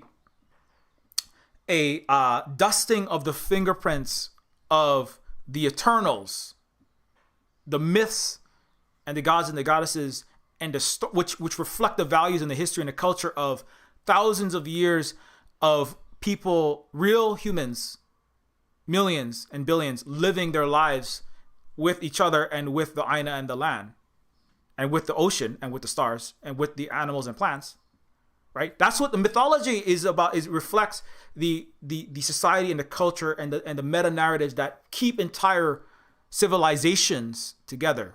When you actually have civilizations and not barbaristic hellscapes. Well, I guess they keep to an extent empires together as well. And you need Ra, in a certain sense, to keep a pharaoh with the divine mandate atop a pyramidal structure. You need an Ares to guide you into the death and destruction that you will bring to the rest of the neighboring parts of Europe that you're invading, and then worshipped by people like Thomas Jefferson, who wants to bring about who put an Aquilan, an eagle, that's what an Aquila is, on his national emblem, and put a star-spangled banner with each star representing the genocide and annihilation of a people, and the 13 colonies, the blood-splattered sails of the pilgrim, the blood of the Indian, the blood of the indigenous, whose land they stole, and then built a Greco-Roman fluted column building called the United States Capitol, built an Oval Office and filled it with the furniture built by the chairs, the desks, and the couches of the White House, built by slaves. Today, in prisons, all furniture in the White House is constructed by disproportionately black prison labor that's paid between 25 and 35 cents an hour. And that the mythology of the United States, its own myths, which are its history books, this myth of Western liberal capitalist democracy, that's its own mythologies. The American gods, you might say, in a neo-Gamenian sense, the book American Gods. And the gods but the Eternals of the United States, the Eternals of the ancestors of the United States reflect who they are, as the Eternals of the Hawaiians reflect who we are, who we were, who we are less after colonization, and who we should try to be more in the future, in an indigenous future that doesn't replicate the past of Hawaii. But anyways, so Papa and Wakea give birth to their descendants. The plants are staple food that we do need to survive. It's a number one. Kalo is very high in nutritional content. Its leaves have 50% more. That's the Okinawan sweet potato has 50% more antioxidants in its leaves than even acai berries. But that's also a very important food in Hawaii as well. But the leaves of the kalo plant is a spinach, like very high in nutrients, in vitamins and minerals. Leaf. It's actually more tender than spinach, and the stem of many of the strains of kalo are edible, and the corm, the root, is very rich in carbohydrates, and so the entire plant is basically edible. It grows very well, especially where there's vai, the water of life, olaika vai, water is life, and where the vai is, the kalo will grow, and that plays into the same mythology of the Sky Father and Earth Mother coming together to give birth to the first son, Kalo, of the two Eternals. And then humanity, the Kanaka Maoli, come next. So we're the younger brother. In the mythology, the Hawaiians, The human people are the younger brother of Kalo. And we have to respect our older brother, and we respect our mother and our father, right? As we do, human to human, we also to the land.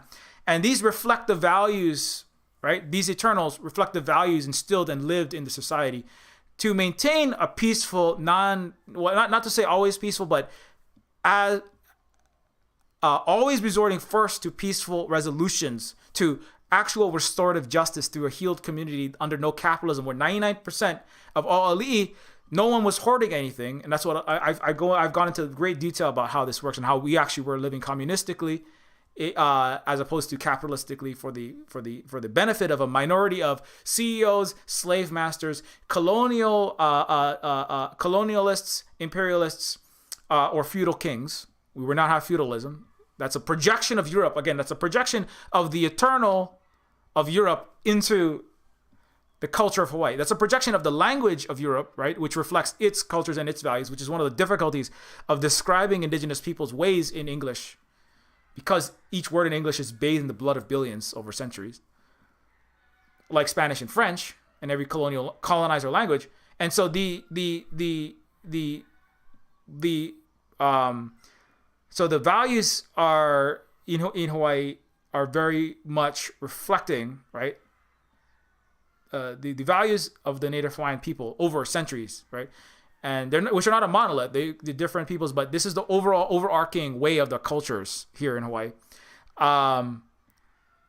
Prioritize peace, prioritize life, prioritize existence, right? Prioritize and nature, value nature equal to people of men, women, and people in a spectrum in between, all equally valued, right? All worthy of respect, and it is your responsibility to give them all respect, and from different nations to nations to give them respect as much as absolutely possible.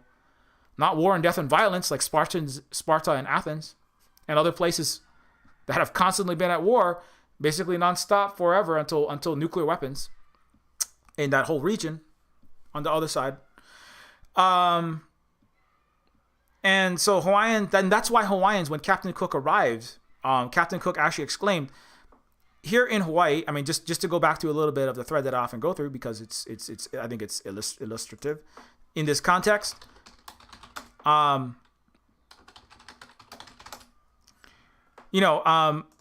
Hawaiians, even before contact, let me see if I can find that exact quote. I'm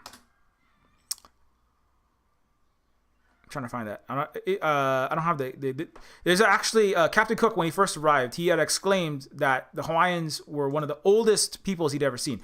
This is pre-contact, right? Captain Cook, Captain Cook, right? We celebrate him not being around on Valentine's Day for his overstaying his welcome and being a colonizer in Hawaii. And then he was he got his butt kicked out of Hawaii. Right? But Captain Cook, right? When he arrived, this is one of the paintings of Captain Cook, the death of Captain Cook. When he arrived, he actually wrote about Hawaii, and he said that I had never seen anyone as old as I had seen in Hawaii. People had to be at least 80 to 100 years on a regular basis, and they were robust and vibrant. No one was dying of disease, malnutrition, and violence and war. In order to have people living, even before Western science, what's human, the rest of the humanities, medical technologies, right? Hawaiians lived to 100-year-old. It's actually very similar in the Luchu people's land of Okinawa, the indigenous people in that. We're going to talk to them later. But Hawaiians lived by Europeans' declarations twice or more the life expectancy of Europeans. Captain Cook said, I had never seen anyone that old. In Europe, people routinely died at 30. That was the life expectancy. It was a nasty, brutish, short life. Why? Because the people way was maltreatment, right?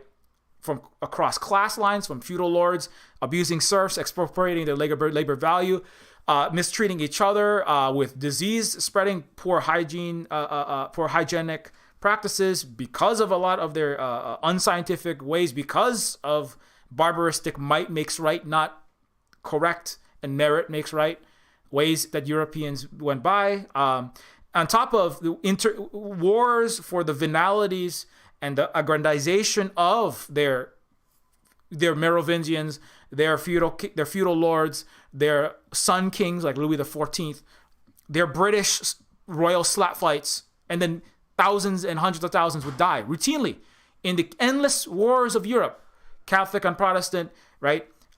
Britain on France, France on Britain, Northern Europe on Southern Europe, Ottomans versus the Western Europeans, Spanish, forever and ever this war. You look the total amount of war is not really discussed often because Europeans, it's embarrassing in the English language for whom we are speaking. It's embarrassing to call to attention this reality that there's really only ever been war with very, very, very barely any tense peace, very tense and constantly inflamed rage and hatred, always simmering below the surface. The anti-Asian hatred is a deep, long-standing hatred from mass violence, colonization, and war in Asia.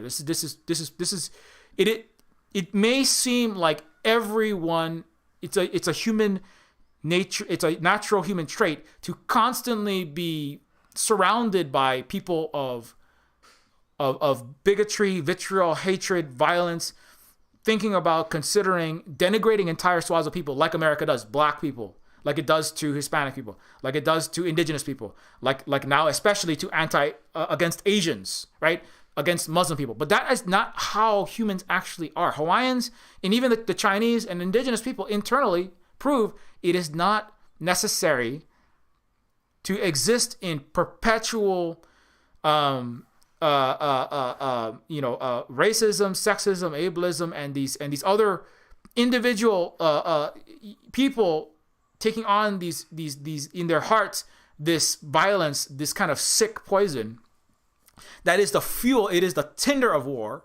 It is the gasoline of violence. It is also what benefits the oligarchs as they pit worker against worker, right? Feudal serf against other feudal serf. The rich men send the poor off to die needlessly, young poor men to go die needlessly in their wars, not for anything good, just for their own selfish gain and their own imperial gain and their own feudal title increasement, right?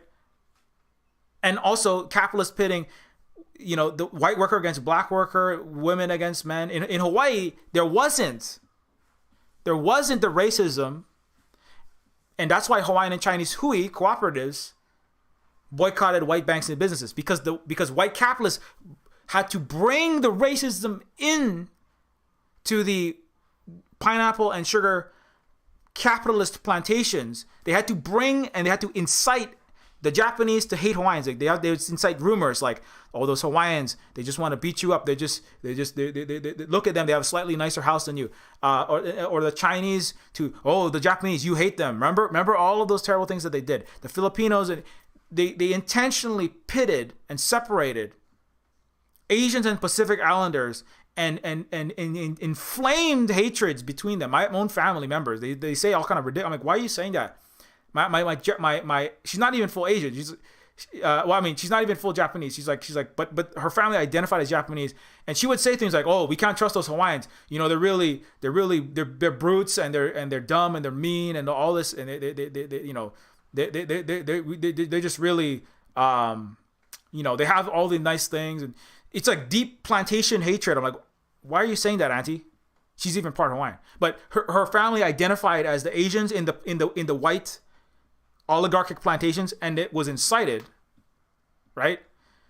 As everyone is suffering under pay by the capitalist exploiter on the plantation, and anyway. So my point is that's not necessary, but that is a way that the Europeans and their descendants have brought and wrought.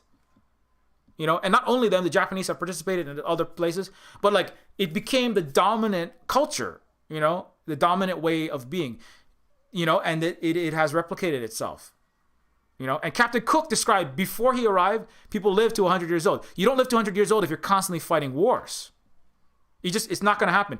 If you are constantly fighting, if the Hawaiians are so savage as Prince Nazi Philip of England would say, constantly throwing, he's not, rest in hell, motherfucker, constantly throwing spears at each other. That's what he said. You brown savages, you all are still throwing spears at each other. Prince Philip actually went to a tribe and said that. If we were all just killing each other all the time, right, not cooperating and not win-win benefiting most of the time, nobody would be living to 100 years old, even before antibiotics and all of these other sciences. We had our own science, but we didn't have access to the rest of the human family in the Pacific at that time. And so, and also, if people are being malnourished and underfed, like in Europe, that's why you die, millions dying in famines, right? Hawaiians didn't die like that in famines. They were not starving. They were not malnourished. Captain Cook explicitly wrote down, these people are robust at the age of 80, at the age of 100. They're healthy. I've never seen anyone that old. You don't get that if people are having their labor value and their material needs neglected, like in Europe, right? Where you live to 30 if you're lucky. If the elderly and the disabled and the infirm are having their material needs neglected, they're going to die sooner. If there's constant violence and people beating up and taking from elderly, then you're going to die sooner. If people are fighting in wars, you're going to die sooner. So the fact that there were even people of this age surviving shows the values of life of life and respect over colonization, violence, and self-aggrandizement, and my own freedom to harm other people for my benefit.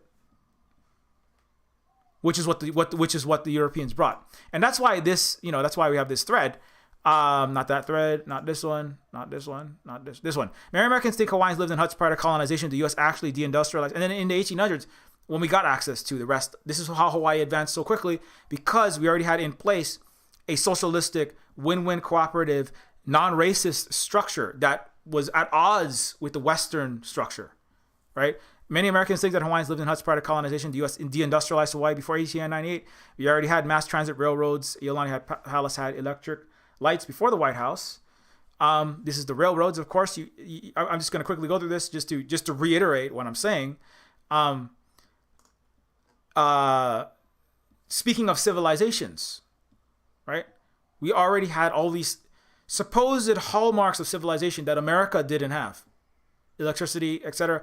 Hawaii also had a higher literacy rate than the U.S. and Europe before colonization, the banning of our culture and language, erasure of our history, and ghettoization. Hawaiians were also often bilingual or trilingual and world-renowned diplomats. Again, civilized, right? Civilized. Who's civilized, right? Iraq, not civilized. Afghanistan, not. Who's civilized here? In 1869, a native Hawaiian historian reported that Hawaii was the only Pacific government to be represented in the Exposition of Paris. Granted its first constitution in 1840 by Kamehameha III, books of law, newspapers, agricultural products, Bibles, textbooks, and other examples of civilized accomplishments were exhibited. European visitors to Paris Exposition were, for the most part, ruled by monarchs. Only their highborn were privy to excellent educations. Right? It's about asymmetrical, hierarchical knowledge. You still have that today. That's why everybody is over there, throwing money into Nazi hands to go fight more wars, right? And everyone's calling, even leftists, people with masters and PhDs in so-called history are all frothing at the mouth to start more wars, doing whatever the Wurlitzer jukebox of the State Department of the U.S. Empire wants you to do. Really disgusting. But that's part of the masses, right? The non-highborn. That means you're not a WASP with a CIA connection with your personal inside information. The asymmetrical information. Asymmetrical information, like the pandemic, where the US, Europe, Canada, New Zealand, Australia, all of whose highest ranking levels of their highborn, like Senators Loeffler and Burr, Democrat and Republicans, who knew because of intelligence reports from the CIA that the COVID-19 pandemic was going to be as bad or worse than the Spanish flu in the early 20th century.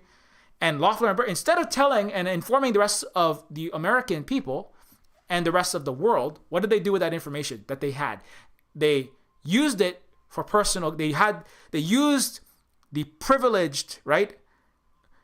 Senator Loeffler and Burr, like the monarchs of the European of the 1800s were privy to excellent information, right? Which was early knowledge of the severity of the COVID-19 pandemic in January 2020. And they used that knowledge as everyone else was oblivious, the commoners, right? That's you, oblivious to dump their airline and their hotel stocks, right? And their Marriott and their Hyatt stocks, and to bid up and to go long or to buy stock in Amazon and Zoom. That's what they did. They made millions of dollars because they got in early before the rush. That's how you make money. In the asymmetrical information, asymmetrical information, that is what is a critical maintainer of capitalist, dollar, a bank account number increases. It's about asymmetrical information, and not only in that, it's also asymmetrical information to start wars. Like, there's WMDs in Iraq. We got to go blow it up. Here's a bunch of yellow cake, right? That's a lie. Naira testimony, where a actual paid actor working with the U.S. military-industrial complex, teenage girl gets on screen and is tearing up, talking about 300 babies thrown out of incubators, right, in the Gulf, right? A lie. Completely, basically demographically impossible to have one hospital have that many if you actually look closely. But the emotional trigger and the lie, it was enough to push. The atrocity that was told by Naira was enough to prepare the United States for the absurdity told by Naira, was enough to prepare the population of the commoners of the United States for the atrocity of the Gulf War, right? And war in the Middle East, generally speaking, right? The serial chemical weapons.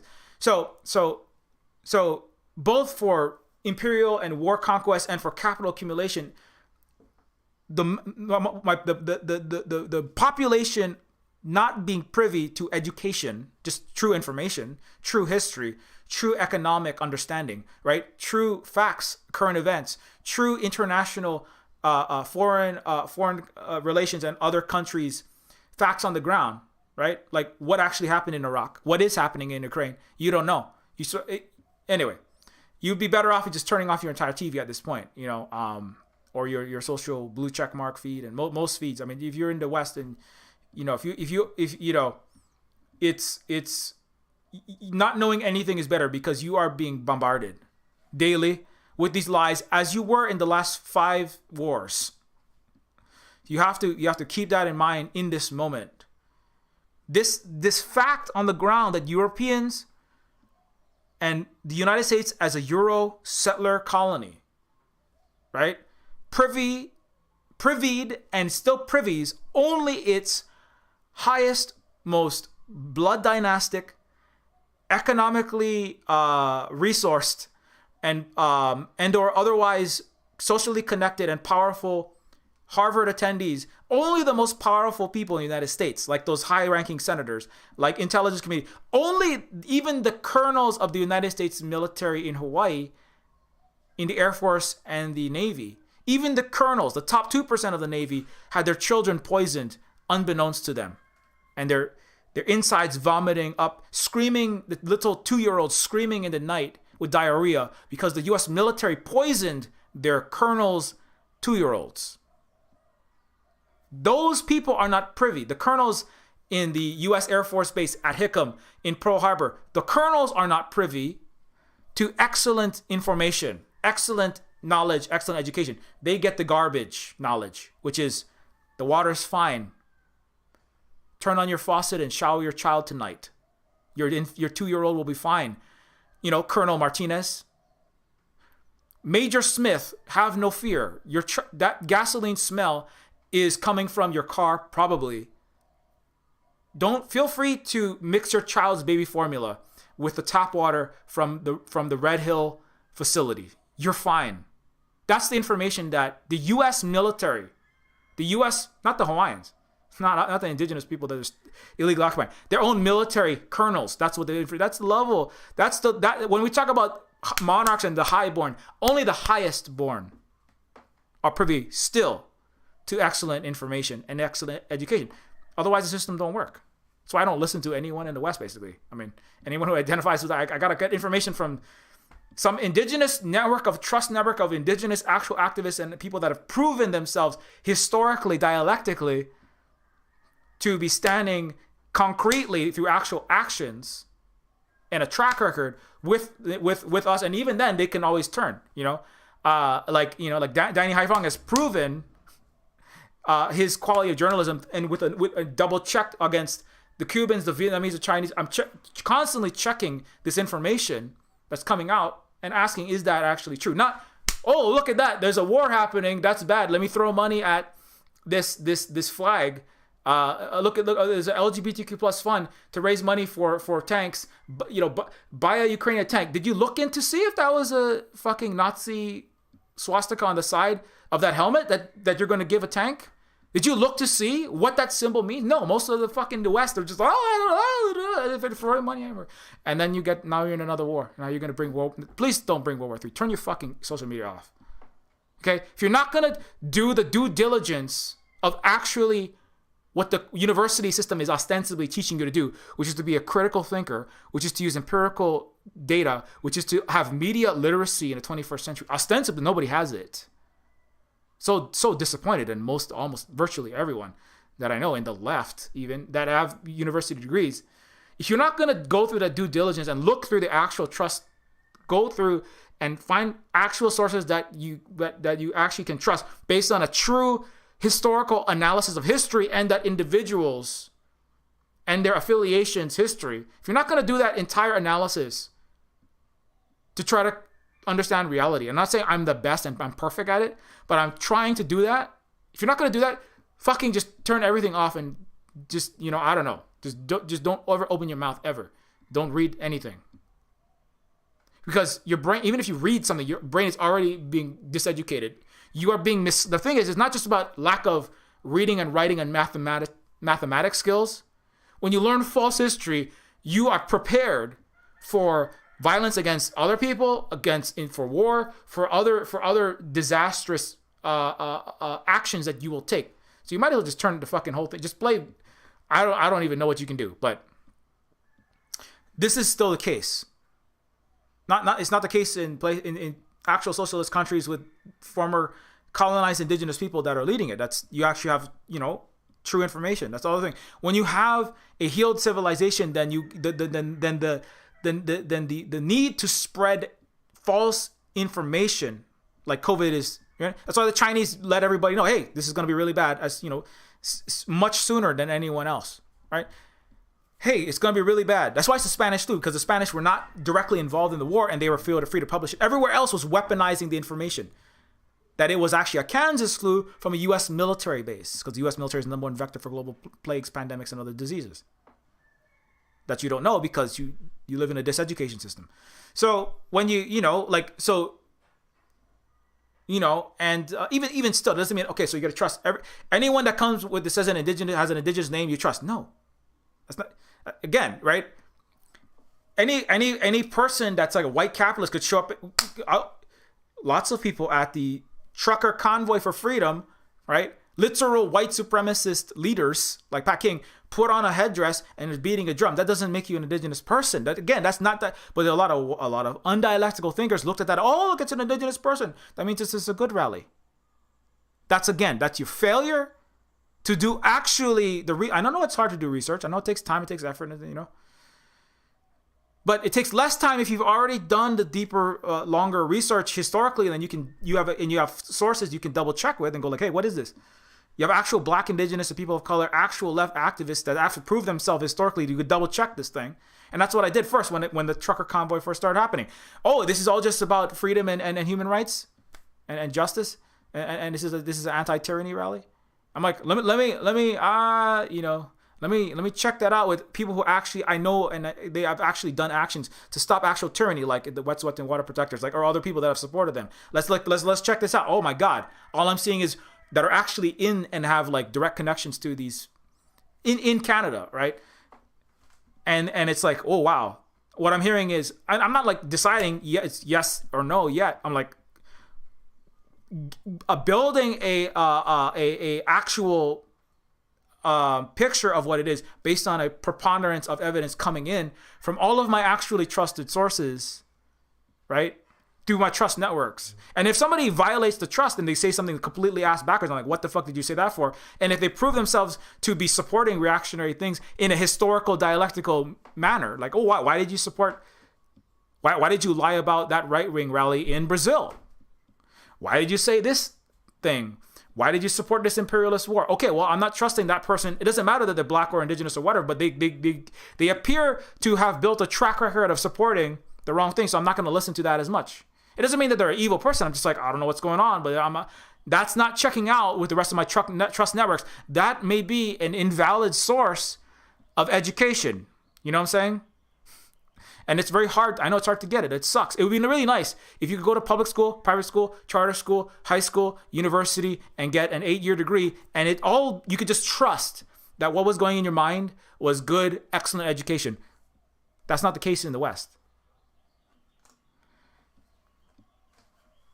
Kalakaua, one of our leaders, invented subaquatic vehicles when Jules Verne was dreaming of 20,000 Leagues Under the Sea. So anyway, that's not really on the but that is part of civilization.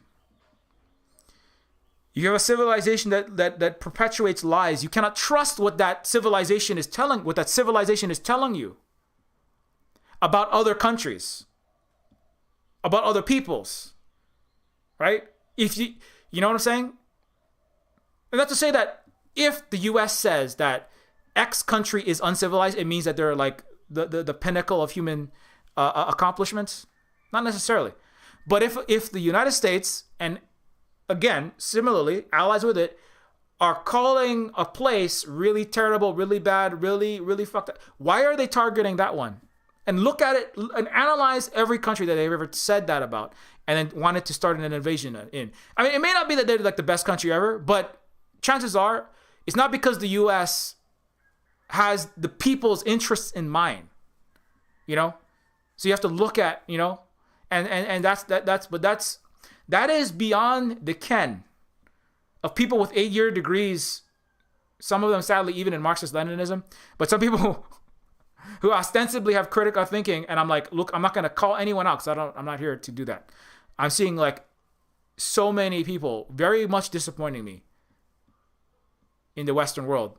They're not all necessarily white, but they many of them are, you know, but it's very disappointing to see how undialectical they are, you know, how unactually nuanced in an actually, you know, actually useful way, not like my nuance is, well, you know, maybe I'll only start a little World War III by only sending, you know, my support to I'll only, you know, I'll call for, you know, maybe only 100 U.S. troops into Ukraine. What the fuck are you talking about? Shut the fuck up. Anyways, Kalakaua, one of our leaders, had invented a subaquatic vehicle when Jules Verne was still dreaming of 20,000 Leagues Under the Sea.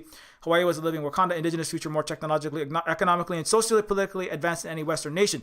We already invented some. Again, you're never going to learn this because there's no truth in the West. Another reason why you can't trust what's coming. I'm so sorry that universities are full of lies. I did learn this from the University of Hawaii. It's not where they teach this kind of stuff. It's inconvenient. It's inconvenient to a place that, to be clear, the United States Empire, the government, is what funds the education institutions. They have no interest, you know, they have no interest in funding and supporting a narrative that suggests that the United States invasion and occupation, number one, happened, number two, was invalid. And this is not very convenient for them. So you will never learn this. It's definitely not in no tourism packet. Definitely not in, you're not going to learn this in the Bishop Museum. You're not going to learn this kind of stuff. Because it breaks the big lie that maintains the headquarters of World Empire, which is at Pearl Harbor and in Oahu and in Hawaii generally. It's the headquarters of World Empire, not just an empire. All the empire is operated out of Hawaii, and so they can't allow that to happen. You know, Hawaii is so important. They are willing to kill the United States military and the U.S. DC and its commanding forces of the oligarchies of the military-industrial complex and Wall Street. They so value Hawaii, they will kill the children of colonels. That's how valuable Hawaii is to them. They're not going to let this thing go. So don't ever expect any truth to come out of any of its academic institutions. You know, it's like follow the money. Where does the money come from? Who gets chosen for tenure and who doesn't? Who and how are they chosen? Is it actually a meritocratic, or are a lot of these universities actually funded and operated by private corporate entities and very large wealthy donors and the state of the United States? You know, this is not in a vacuum. You have to look at that entire reality. Now, in a different place, in a Cuban educational institution, you know, you could just go to any local school and you might actually learn true history, because they're not operating on a capitalistic might makes right mass violence and mass disinformational system. You go to Vietnamese university and you might learn, I mean, not to say that everything is going to be perfect and right, absolutely, but there is no mass incentive to mass disinform the population of Vietnam or Cuba to perpetuate global evils, right? Because, you know, anyway, the sovereign country of Hawaii had black citizens before the U.S. Civil War. In fact, U.S. slaves stepped onto Hawaiian soil were considered free. Chinese were full citizens in Hawaii as the U.S. chained them up to build railroads on the West Coast with terrible racism and lynching of Asians. So, again, this is the birth certificate of Moses Allen, a citizenship certificate for someone who was a former slave, a black slave to Americans, and became a free, full citizen in Hawaii. Born in Africa, enslaved in the United States, free citizen in Hawaii. So, importantly, you know, there is a way to coexist without this racism, without this denigration, and again, you know, unjustly hierarchicalizing people, not only by gender, right, but also by skin color, by ethnicity, right? And Hawaii as is another existing concrete proof, this sovereign country of Hawaii, that it is possible to have a country that, unlike the United States proclamations of racial equality, actually has racial equality, right? And you know, and has lived that out. An actual example of equality and democracy existing socialism without racial hatred with greater technological advancement in a PLC nation. It put the West, Europe to shame. It blew up white man's burden out of the water, which is why they illegally crushed Hawaii. Speaking of civilization, right? So going back, I'm gonna come back to Eternals and civilization. Civilization is on the hill there, right? This is a cartoon, very popular, published, one of them in the most well-regarded newspapers and magazines in the West in the 1899, I believe this was drawn. The white man's burden, with the United States and Britain, the United States carrying Cuba, backwards Cuba, savage Hawaii, barbarous Central and South American brown and black peoples. Britain carrying China, India, and the rest of the world, Africa, on its back. Right? These backward, savage, right? What are these people? Barbaristic, oppressive, ignorant, full of vice, superstition, brutality, slavery. Who does the slavery? Cannibalism, ignorance, cruelty, right? All up towards so-called civilization, right? But again, what is civilized? How civilized is the country that shows up, invades the country, bans the language? You speak of barbarism, the one that that has slaughtered millions of people across an entire continent, and on the dead bodies of the indigenous of North America, put black slaves to accumulate all of its wealth and power, right? What civilization? That's what oppression. The country that, the places that the British coolies that harvested the opium that it sent in to massacre the Chinese and roofie the entire country on heroin. What vice? What's country? What are you talking about? You are the propagator of all these things, Britain and the United States. You are these barbaristic, ignorant, oppressive countries. Like I've just shown you, right? all of this. Anyways, okay, so Asians, particularly Chinese, were a threat to the white oligarchy because of the Hui system, whereby they avoided white banks and businesses. Hui were basically co-ops. Chinese specifically married. And anyway, so that goes back to what I was saying. So the Hui system is a perpetuation of the Hawaiian culture and system of economics. It's culture and it's economics, right? Whereby cooperative work, people working together, and then the revenue and the resources and the food or the produce or the medicine or whatever was being produced by the kalo fields, right? Our elder brother that is kalo, right? Whatever kalo was coming out of from the earth, not that one, this one, yeah. Whatever kalo was coming from the earth, this plant, it was equally distributed to the people by need. That's what a luau is, where you would, the most able would feed the keiki, those are the children, and the kupuna, the elderly. And the infirm, the sick were fed first. That was, the luau was, no matter how many fish, if you bought 10,000 or 500 or 1,000 or 100, you didn't get more because you brought more. There was no exchange of dollars for fish, and then in addition to what the exploited workforce was paid, the amount above what the exploited workforce was paid came as profit to the corporate owner of the Hawaiian. There's no such thing as that. No such thing. The steward, the ali, is not the king. The ali's job is to give everything that they have to the people. Any ali, the 1 out of 100 that decided to hoard, there's a myth of the flying kalo, which is about chastising and through mass community restorative justice, stopping the 1 of 100 Hawaiians who wanted to become a CEO, who wanted to become a Bill Gates, who wanted to hoard. Because the myth was he kept all of the kalo and he wanted to take all of the corns for himself, and he kept wealth. He kept for himself. He didn't give it all back to the community. The one steward who wanted to become a Euro capitalist is reprimanded by the kalo itself in a mythological sense, and the other ali, and the rest of the entire island. All the people come together and they say, please stop hoarding. And they don't kill him. Because why? Because we don't seek violent solutions to our problems like Cronus and like the United States to solve the problem that it made up about Iraq WMDs. It will kill everyone, right? We don't seek violent solutions first. We do seek diplomatic, peaceful solutions, kapualoa solutions first, right?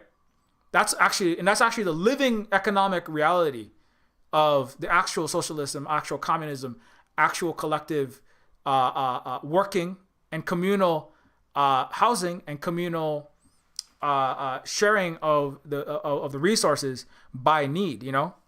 Also, and it's not to say that everybody also had a responsibility to produce according to ability. So if you have the ability to produce, you have a responsibility to work also. And you want to do that because why? Because you love and you care about your community, and you're not gonna, there's actually a thing. If you were like lighter, it's not racism, but it's just like, if you were very light is because, and if it was because you were able, if you were able, and you were, because we have a higher melanin count. So if you were out in the sun a little more than you working in the fields, I mean, not everybody has to work out in the fields today, right? We have different types of work now. I do a lot of computer work, obviously. But if you weren't working very hard, there's actually a saying for those people. Not to say that they were lazy, but like those people who are not giving from their ability, though they have it, they were not necessarily ashamed, but they were like, hey, that's not really cool. You have the ability to do this work. You might have all ability, but if you have the ability to work, you should please provide, because you want to care for your mother, that is the Aina, and you want to care for your community. And when you get old, and because you will, when you get old, when you get infirm, when you don't have the ability, and you become kupuna that it cannot move anymore at all, and you cannot think or do anything, then others will care for you, right?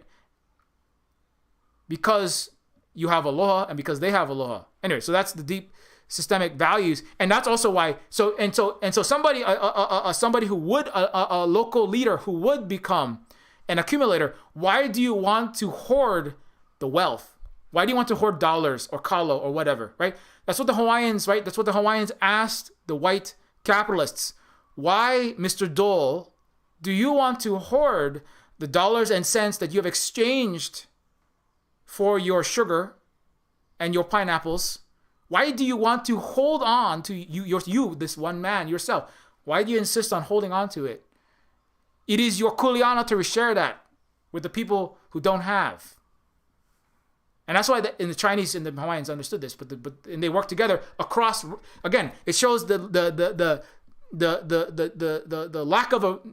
lack of inherent necessity of capitalism and the racism and the racialized capitalism, right? Because the Hawaiians and Chinese, there's two ethnicities.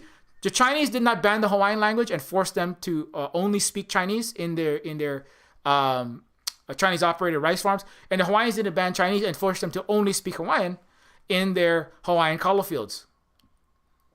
In fact, there's a lot of crossover foods, and they intermarried frequently, and they kept a Hawaiian and Chinese culture, and it didn't all just become a blob either. It did evolve and change over time, but in an organic human way, you know. And but the white people, what they did, they banned Hawaiian culture, they banned Hawaiian language, they made Chinese subhuman, and they relegated them to Chinatowns and mass lynched them. So again, that shows there's a different way. There was a different way. This is why the United States got rid of the Chinese. Not just because of they're being paid less. That's a lot of racist stuff. If the Chinese are being paid less, pay them fucking more. Pay everyone equally. How about that? You know, they wanted to get rid of Chinese because the Chinese had more cooperative ways of doing things, even in Los Angeles, even in New York, even in Washington, even in Oregon. Now they said it's because they're dirty, they're filthy, they eat bats, and they're bringing diseases. And the Chinese internal notes again. Excellent education was privy to the corporate executives of the railroads, you know, and of the steel factories. The railroad in the internal notes, like the COVID-19 pandemic, internal notes of the capitalists that built railroads and steelwork and the foundation for the West Coast, the cities of San Francisco, which the Chinese worked on.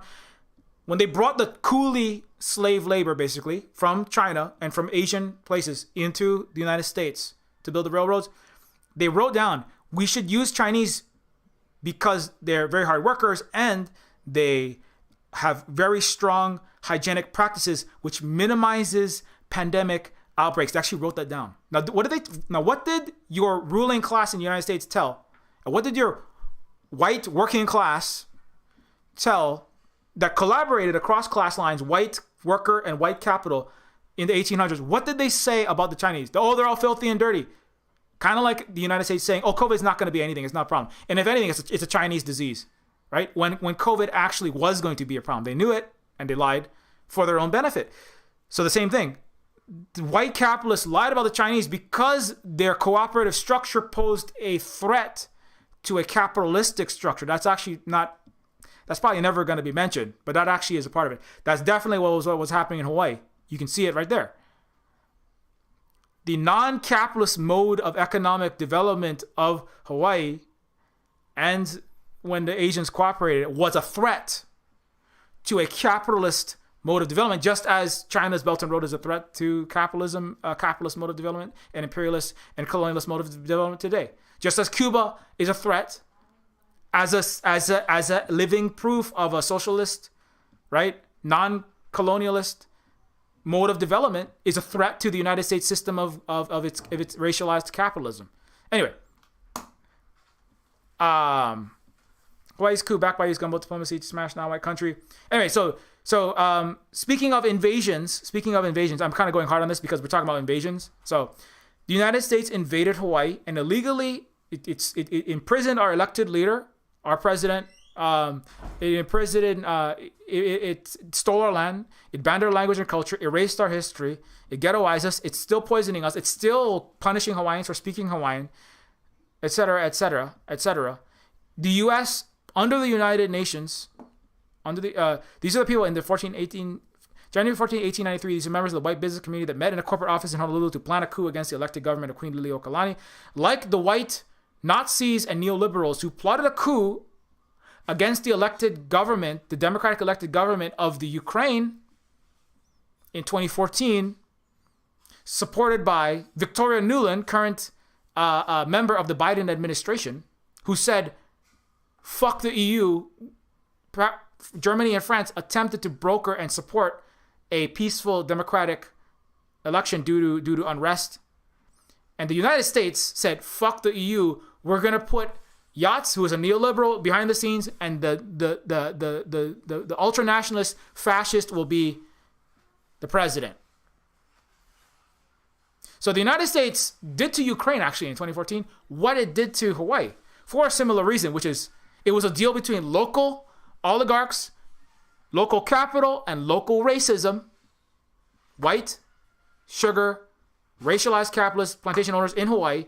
And in Ukraine, it was racist and oligarchic capital that collaborated with the bigger imperial power of the United States to undo a democratically elected government. And anyway, but who wants to? And then thousands of people died from shelling with Nazi Azov battalion fucking blowing up innocent people.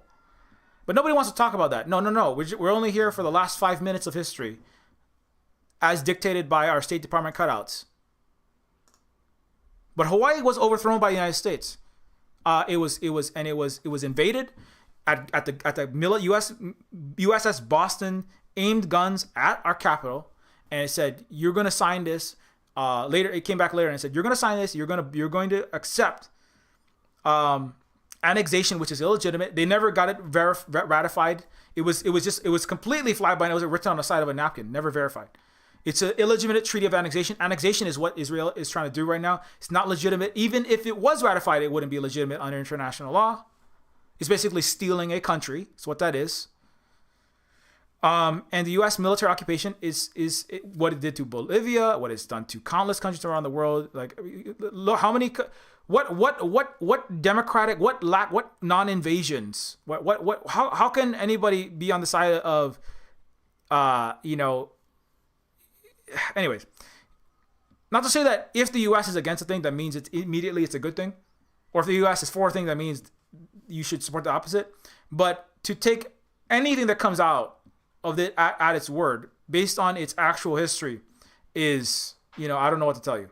It's just ridiculous. Anyways, and Hawaii is a place that has literally had at minimum cultural genocide, and there is a minimum cultural genocide, and depending on the way that you look at it, more literal genocide. But in Hawaii, absolutely, they banned the language and culture. There are many, many, many ways in which they have targeted us based on our ethnicity, based on our culture as Native Hawaiians, as people of Hawaii, not even just as Hawaiians, because of a blood quantum. But it's not the way we saw Hawaiian in our way, in our values, in our language, and in our way of being, which was a threat. Like I said, in the same way that the genocide of indigenous peoples of Turtle Island, of North America, right, is a threat. The Lakota, the Sioux, the Iroquois, these are all threats because they operate in a communistic, that's the U.S. Department of Indian Affairs' own words, in a communist, collectivist fashion that cannot coexist with our capitalist, private property. They didn't say racist, but that's also in there. Our capitalistic ways cannot coexist with the indigenous people of America's communistic ways. So, because you're different, we're going to wipe you out. Why did the U.S. go into Vietnam? Because the U.S. cannot coexist with your communist or your communist party backing a socialist country. The United States, cannot allow you to spread your communism. Also by the United States federal government's own words. Under international law, Native Hawaiians are victims of genocide. So you should know this. So genocide by deliberately inflicting the condition of life calculated to bring about physical destruction. Again, another thing that I always mention, we had universal healthcare, the world's first universal healthcare system. By undoing our universal healthcare system, after 1904, we were forced to pay for inadequate healthcare because we were often impoverished. After the destruction of our business, they incinerated the Chinatown where Hawaiian and Asians survived the racist U.S.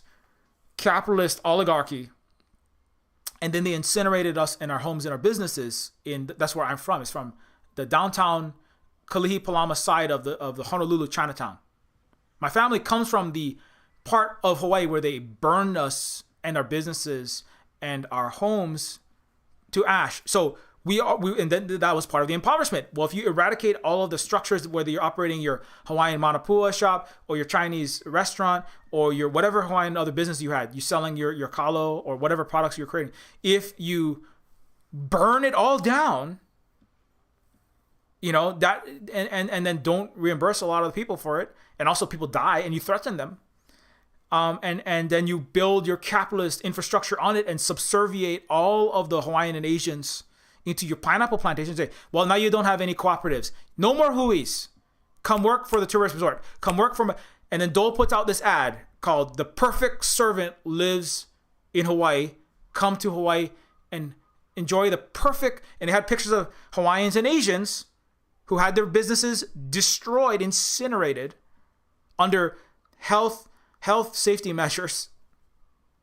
And after they incinerated all of our businesses and our homes, they said, come work in this assembly line, canning this pineapple, dancing this fake plastic hula, and the rest is history. That's not what we're still doing to this day, right?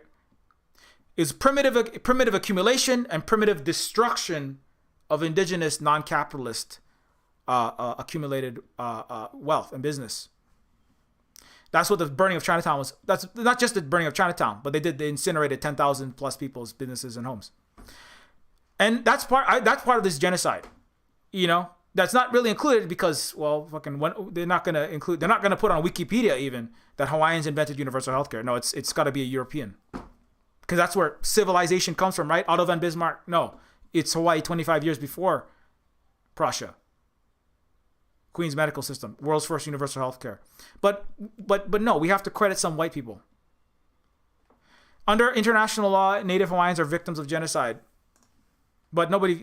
What if the United States wants to talk about again? If the United States want to talk about international law in the Ukraine or anywhere else, the United States is the number one breaker of international law. So it should immediately be called to account. Everywhere else in the world, not just Hawaii. Again, the worst is in the horrific violation of the rights of the Iraqi people and the Afghani people and all the other war zones, and that all has to be taken into account.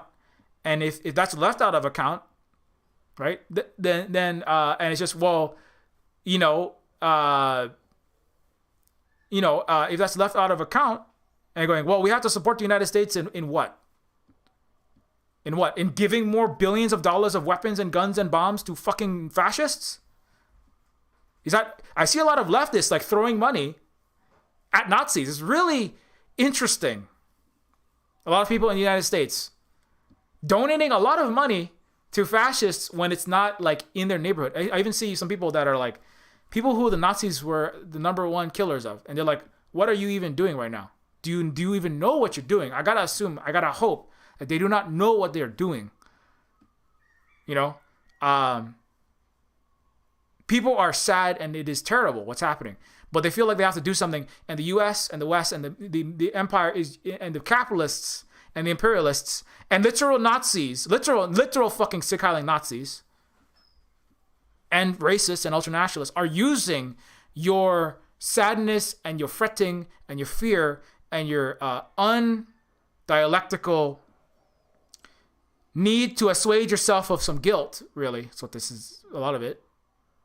And they're getting you to fund more violence and war in a lot of places, and you have to consider that and think about that and try to not be swept along, And anyway, Hawaii is back to the U.S. coup. Anyway, so all this stuff is very important to remember, because when we come back, I'm sorry I didn't talk about Eternals very much.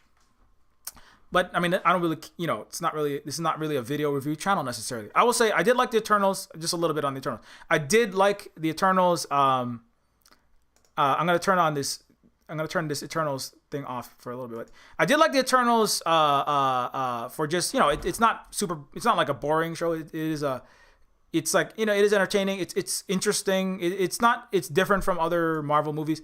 It's like Britain does a superhero show. That's what it is. It reminds me a lot of like Ridley Scott. It's like very like the ship looks a lot like the ship in Aliens and Prometheus, the engineer's vessel.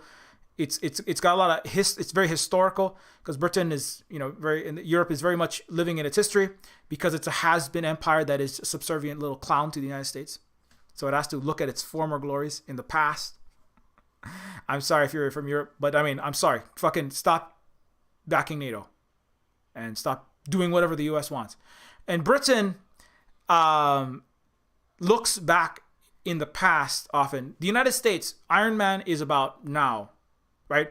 He is he's the present and the near future, right? Technological billionaire, philanthropist, arms of the playboy with his fancy shades. He's a hip, cool, bearded, goatee, Elon Musk, cool dude. Elon Musk is complaining about all of the CEOs being evil dweebs and nerds, and it's like, dude, like, you are an evil fucking dweeb, and you're not even nearly as competent or smart as you think you are. And number two, you have Iron Man, so fucking shut the fuck up. Anyways, Iron Man is a celebrated billionaire philanthropist, arms to the playboy, just like Elon. So Elon's and Iron Man as an American hero, Captain America, right? Captain America is historical up to about 1945. It's about making America seem like it won World War II. America didn't fight the Nazis. The people who fucking fought Nazis are the Soviet Union and fucking China.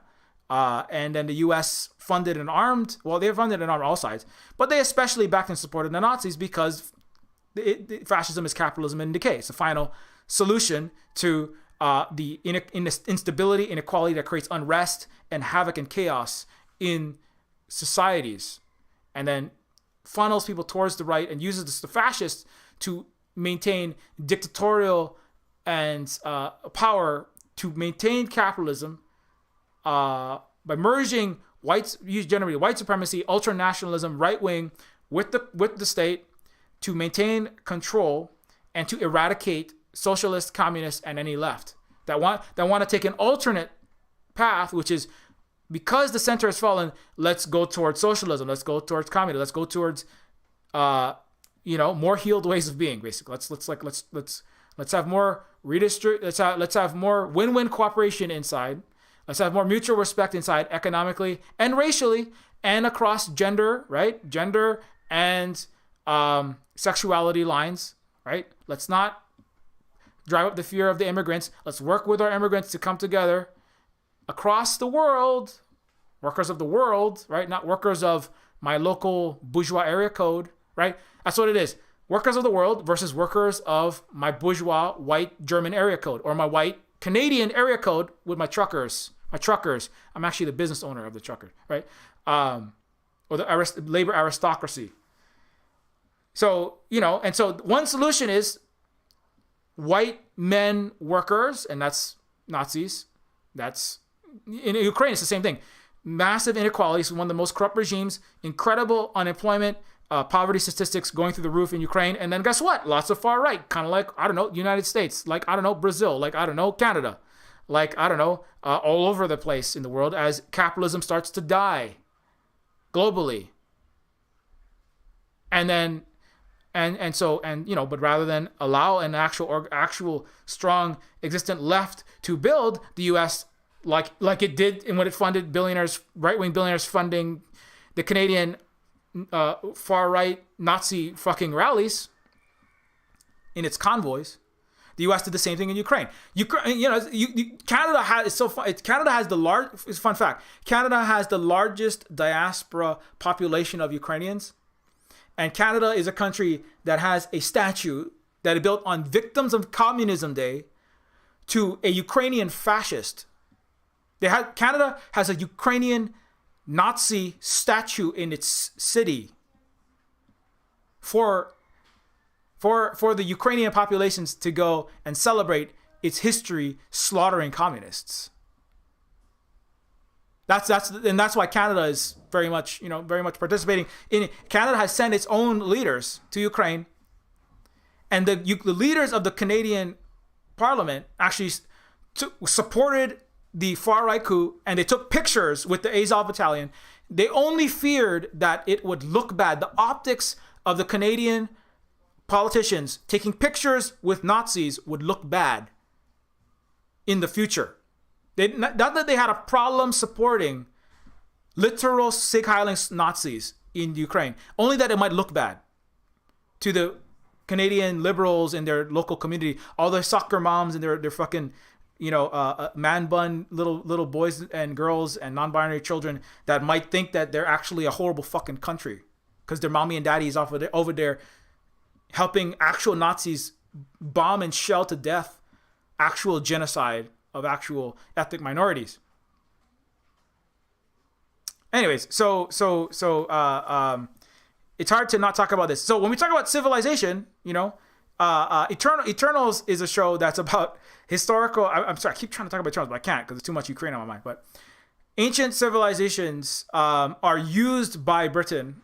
It's not a bad show. It's a fun show, and it's like you have Athena, which is played by Angelina Jolie. It's like a code for this ancient, eternal,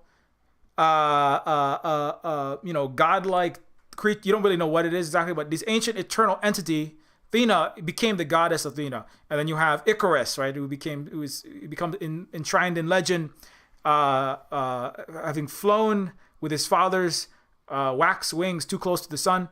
And you have Ajax, which is kind of weird because Ajax is not anything like Ajax in the actual mythology. A character like Hephaestus. You have Gilgamesh, Druid, which is kind of like the Druids, and each of them have their own they have their own powers, right? They have superpowers. Like Druid can control many human minds. It can make them do whatever he wants. Athena is the goddess of war. It can has magical science fictional, which is any sufficiently advanced technology is indistinguishable from magic. It has some kind of supernatural or super scientific weapons that she uses to fight, and she can turn her they're like golden energy weapons that can turn into swords or axes or knives or anything. And then you've got Icarus that can fly and shoot lasers out of his eyeballs. You have he's kind of like he's a supermanish Eternal. And then you have actually, I'm gonna throw this up on the screen for a second here. And then you have you have the Supermanish Eternal, and then you have Cersei, who can turn anything into anything else. So like water into ash, or stone into sand, or I don't know, a apple into a orange, or a tree into a whale. I don't know. Sorry, they can't do living, can't do like organic creatures. I think. I forget. Anyway, it can turn like objects into other objects. And then you have the gun shooting guy. I forget what his name is, but he's played by the Indian comedian. And then there's so it's just a bunch of ancient beings with these special powers. And then that's cool and all. So I mean, and anyway, it's like, the ship that they fly in Eternals, it looks a lot like the Prometheus ship. So it's definitely a very British show. It's not the pace is not as fast, and it's very historical, and it's all mostly British actors.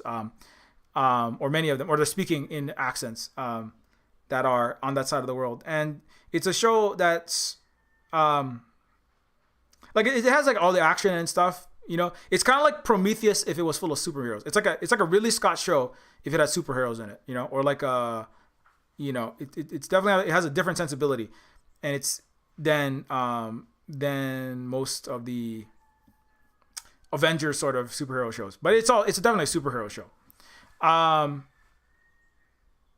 Like Spider-Man is set in the present, in a high school in New York City. He's trying to survive being a teenager. He's got pimples on his face, trying to going out with the goth chick, and he's got like his buddy, and he's trying to like be Spider-Man and save the world from evil, bad villains, while also passing his, SATs and shit, right? And doing his mathematics competitions on a school bus, right? And it's very like, it's a lot of bantery back and forth, and it's like in the present. Eternals is parts of it's in the present, but it goes through all of history. It goes from ancient India to it's in Mesopotamia, it's in India, it's in South America during a genocide, which is that part's actually interesting. Let's say a genocide by Spanish conquistadors of the local population. I don't really like the way that it's really described and kind of glossed over, but that is one of the scenes. And then it goes through America, Kansas in the present, and then London in the present. And it jumps all throughout history. And now the Eternals have always been there and have been like kind of like seen as deities and gods by the local populations where they've existed. Trying to think of the other ones. Yeah, and you know, and it has the drama is between these ancient. They're like they're not vampires, but they are eternal. They live forever or very long. They don't die, and the Eternals have their own internal. It's almost like it's a little bit like Greek god drama, I suppose. Actually, it is like that because they do a lot of killing of each other and killing of lots of things. And it is very Western. I want to argue that actually.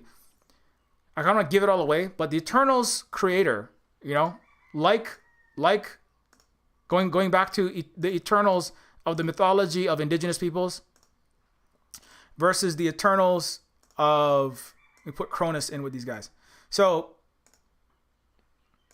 the Eternals of these are the visions of the Eternals in the show. Arishem is this ancient celestial being. This is another picture, right?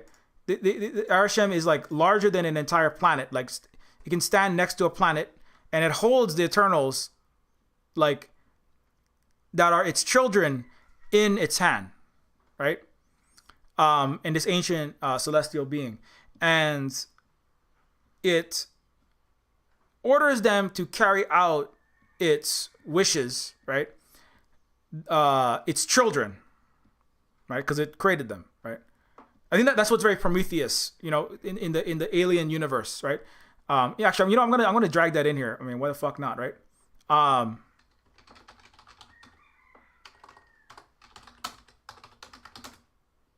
So in Prometheus, in the alien universe, right? Wayland Yutani is this. I've argued that Aliens is kind of Alien is one of the original cyberpunk films because it involves mega corporations running everything, like Wayland Yutani, the giant spacefaring merger of Amazon and Virgin Galactic and all the biggest world's corporations. It is high tech, low life. So you have in Aliens you have androids, right? Like Bishop, and that, you know, it's synthetic created human that has like this milk-like blood.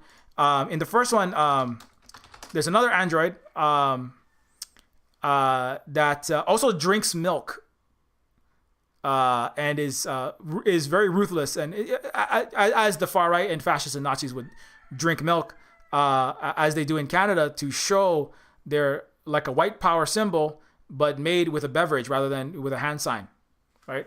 And so that's actually very interesting to look at. And Ash is one of the most horrible characters, and is a creation of the corporation, which is kind of symbolic also of fascism being a tool of the capitalist entity, right? The kind of capitalist force, right, of the Wayland Yutani Corporation. But anyway, that is powered by an artificial intelligence, right? In Alien, the computer, right? Alien computer. I'm trying to get the computer. Yeah. So in the computer, right?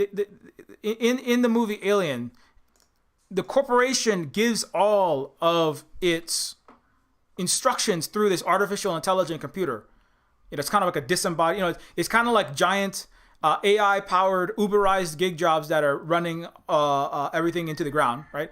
Operating your drones, operating your robot dog killing machines. You know, as I said in the previous stream, for negative outcomes under a capitalist, unhealed, broken, star-spangled empire, right, or a capitalistic structure, AI operating on behalf of oligarchic, barbaric forces, right, like Amazon, etc. But the AI in Alien, right, gives orders prior to when ensure return of organisms for analysis, all other considerations secondary, crew expendable. So all of the people, all of the humans, all the workers expendable, like in a war. I don't know, Ukrainian, Russian people, like you, when you go to work and then you become disabled and now you're useless and then you can go die, right? Like you break your back at the Amazon fulfillment center, jumping every 10.5 seconds to reach a package, herniating your discs and then being discarded. Like you dying working for the US military, having your infants poisoned by F-22 petroleum in your Oahu water supply. You are expendable, right? And who runs this system, right? And my point is, in Prometheus, right, where you have, I lost my Prometheus. Prometheus, right, is a show where you have in this movie, which has a very it's got aliens, it's got ancient Roman. This is the heretic again. These are the Romanoid father race of the humans. These guys, the alabaster Greek statue. It's like Greek statue Twitter. This is Greek statue cinema. So these ancient Western civilization progenitors who have produced both the humans and the aliens, their creators, right? Are the main character, Weyland Yutani, gets on a ship, right? He hates Weyland again, the corporation he is the guy who made this AI, and he is the guy who makes the people. He is the guy who orders the CEO under its capitalist structure, right? Peter Weyland himself, like a Bezos, like a Zuckerberg, like all these people, right?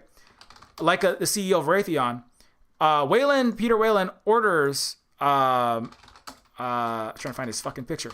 He orders his people to be sacrificed, and they're all dying on his way. And he says, "I don't care about any of the crew. I want infinite life. I want immortality for me. I don't care about any of this crew." He doesn't care about his own daughter. There's a scene where Peter Weyland puts his hand. Speaking of the parents eating their children, Peter Weyland. There's a scene where he, at age of 90, trying to become immortal, right? Spending all of his trillions of dollars to fly into space and find his creator God and demand that his father make him immortal. Kind of like the Koch brothers demanding that their father give him the billions, right? Like Donald Trump saying, "Father, I will be the best killer.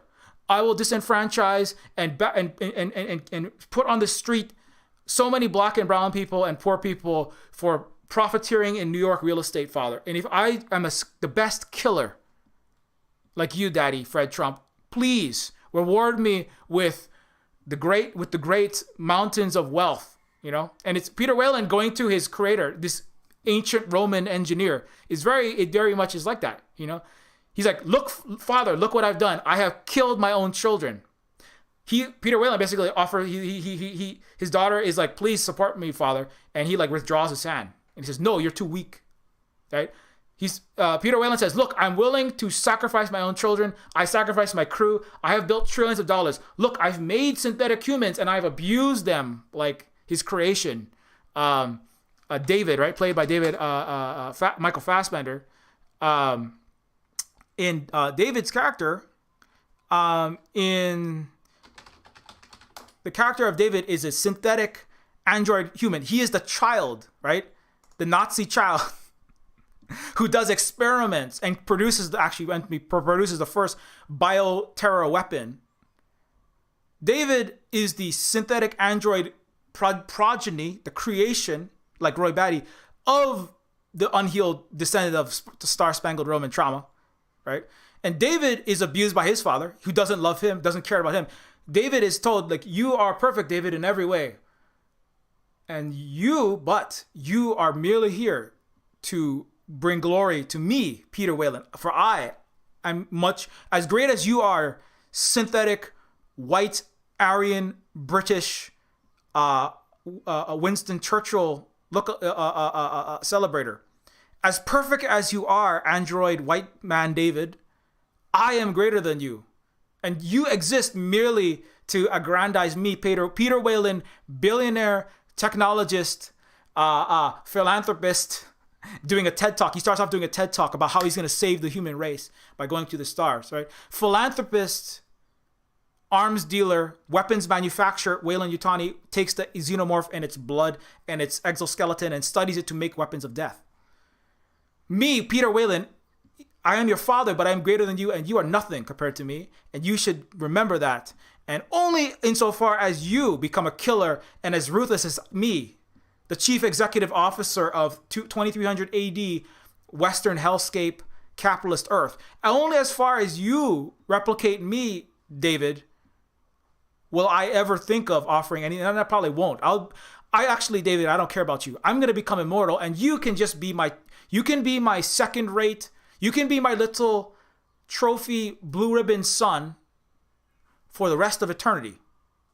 And then so David says, I don't know if I like this deal, actually, Father. And so David gets people killed. David, because that's what his father did to him. David's father, Peter Whalen, killed people, got people killed, had COVID-19 pandemic like viruses, but much bigger, called xenomorphs, impregnated into chest cavities, which gestated over days, and then explode forth from John Hurt's torso in a blood fountain and kill him. Peter Whalen created the weapons. Peter Whalen killed his own crew, killed his own children, killed everyone for profit and his own self. And he trained David to be the perfect Roman, to be the perfect Westerner. David slaughters, well, I don't tell how many, he's a lot of people. He kills everyone. He kills his own crew. He kills his own people some of them that he likes. As his father who abused him did. And he eats his own father. Ultimately. His father wants to eat him, and then he gets away with it first. And then he creates children, and his children eat everyone. He gives birth to the xenomorphs, the actual final xenomorphs. That's his creation. So the Whalen, the alien Whalen, the aliens that go from I want to argue that in Alien, where the fuck did I go? The Roman ancient engineers as the Celestials, as the Eternals. It's very mythological. Prometheus, and it's a beautiful scene. It's like there's a dark black, there's a blank black, endless volcanic ice. It's actually filmed in Iceland. There's a volcanic planet representing a primordial, uninhabited, lifeless Earth. Right? It's very cosmological. It's very much speaking of mythology. It's I believe Prometheus was filmed.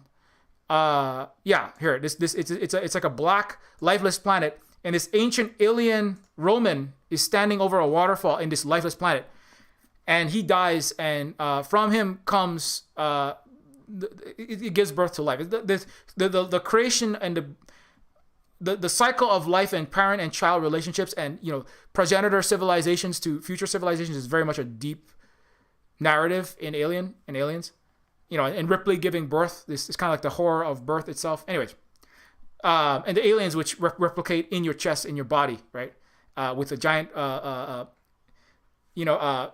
10 human fingers along a arachnoid chassis with a urethra proboscis that extends in your throat and injects its semen into your chest, and then you get impregnated, and then you die 3 days later with the alien bursting, right? It's reproduction, and it's horror. It's horror genre reproduction, and but it's also about childbirth, and it's really also about like why is it all fucked up, and why is it also why is childbirth so terrifying and so horrible?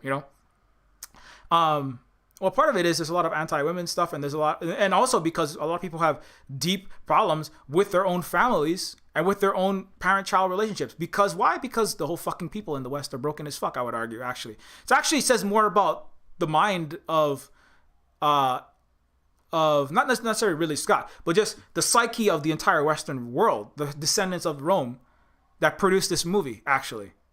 And so,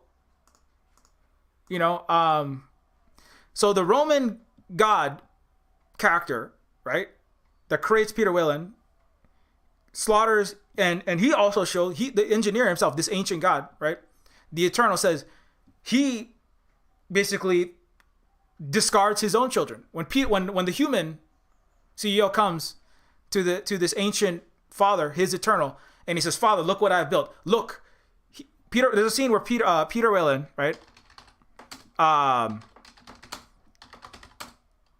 Peter Whalen, you have the grandfather, the father, and the son. There's this really great scene. It's a really horrific scene. Yeah, you have the father, the grandfather, and the son all together, right? Peter Whalen, the human, horrible Cronus, the horrible Zeus that kills his own family, kills his own children, abuses everyone, abuses his workers, abuses his own daughter, right? Makes weapons for the U.S. military or for the colonial marines. And Peter Whalen brings his abused son, the android David, right, who is learning how to be a horrible man from his white man father. And David says, and Peter says, look, and he looks to the original Uber daddy, right, the ancient Roman dad, and he says, look, my great Roman father, look, me, the Union Jack, I still have your Constantine cross on my symbol. You know, I, Peter Whalen, as the Anglo-Saxon corporate capitalist descendant of you, I have, like you created me, right? Peter Whalen is trying to argue to this ancient alien race. You created me, and that made you great. Because look how awesome I am. I'm so good at killing and taking power and self-aggrandizing. Even letting my own family go. Look how great I am. Look how great I am. I created my own descendant. His name is David. I created life.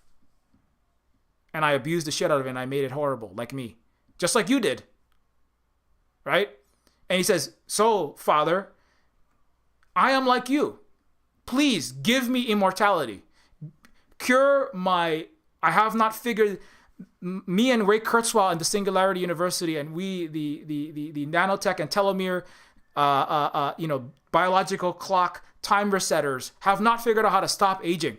Please, Father, look how good of a killer I am. Look how good of a Roman I am. Look how good of a fucking massacring barbarian I am.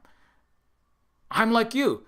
Give me immortality. And then the engineer looks at him. The ancient alien looks at the British / American corporate executive son. The ancient Roman emperor looks at the American / British executive Star-Spangled Emperor and looks down at his Nazi son, and the ancient alien says, that's not enough. And or basically it's not really clear. But actually there's a cutout scene where he gives like a short speech, and he rips off the grandfather rips off grandson's head and assassinates his own son with his grandson's head. And it's like the perfect scene. I mean, it's disgusting, but I mean, that's the West. No, you didn't pillage enough. You should have eaten that entire fucking planet. That's not even close to enough. You are a disgrace, and I will kill your grandson, and I will kill you, son, for your failures. Because you are nothing like me. You are nothing like me.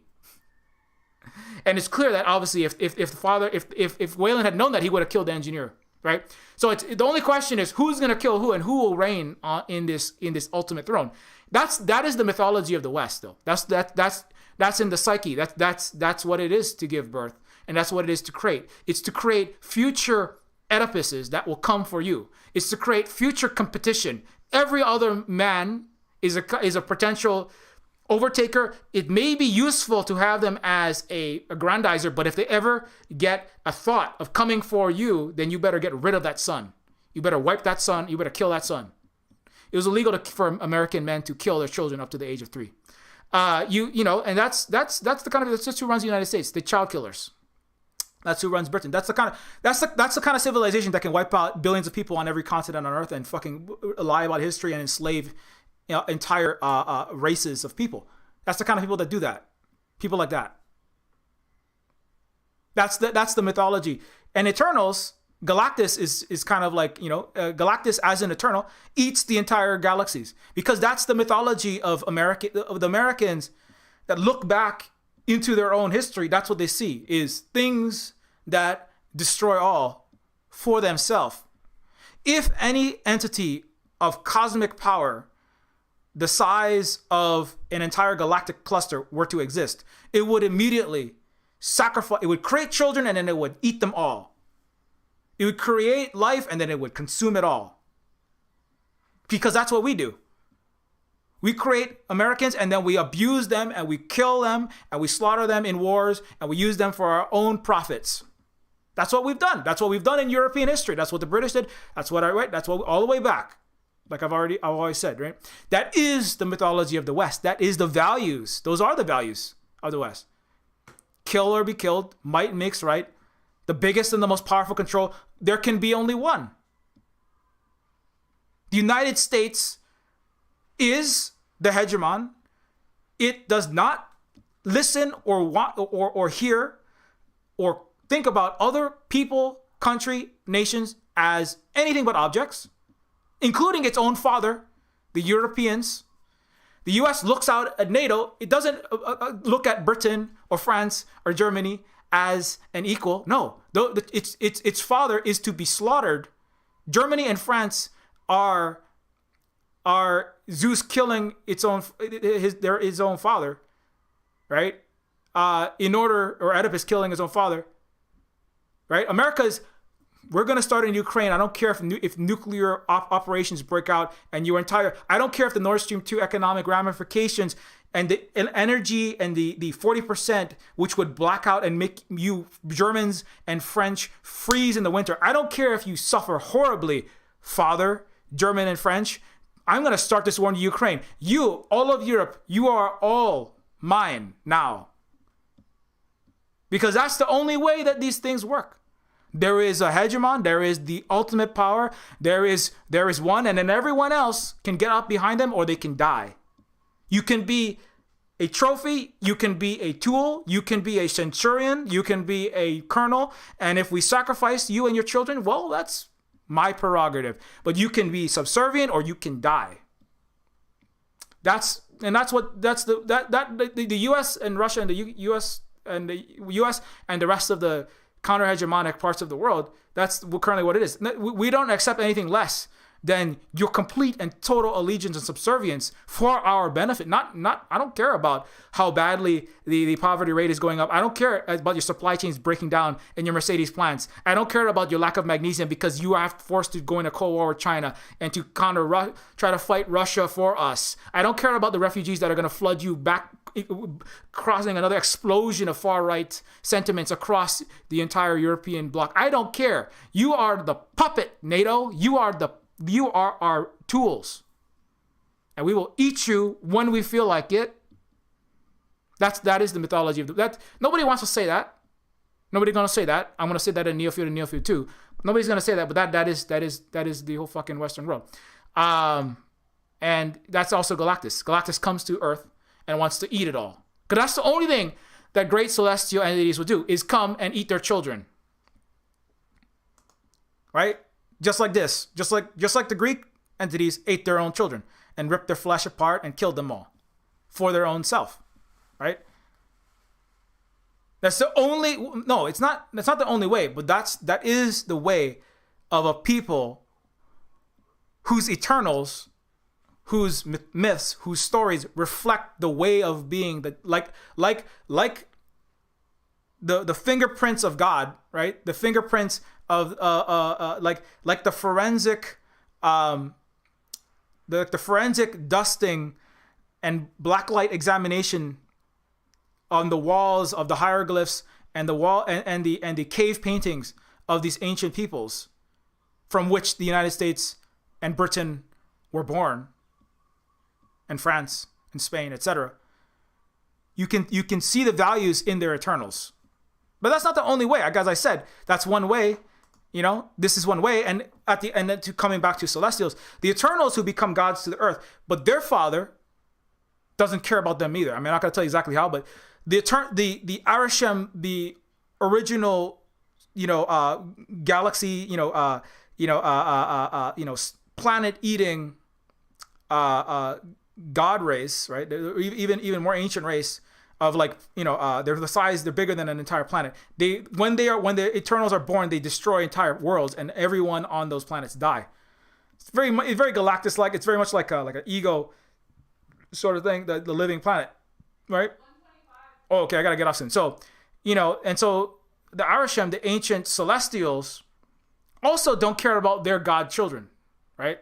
Like the Titans didn't care about the Greek gods. They're just tools.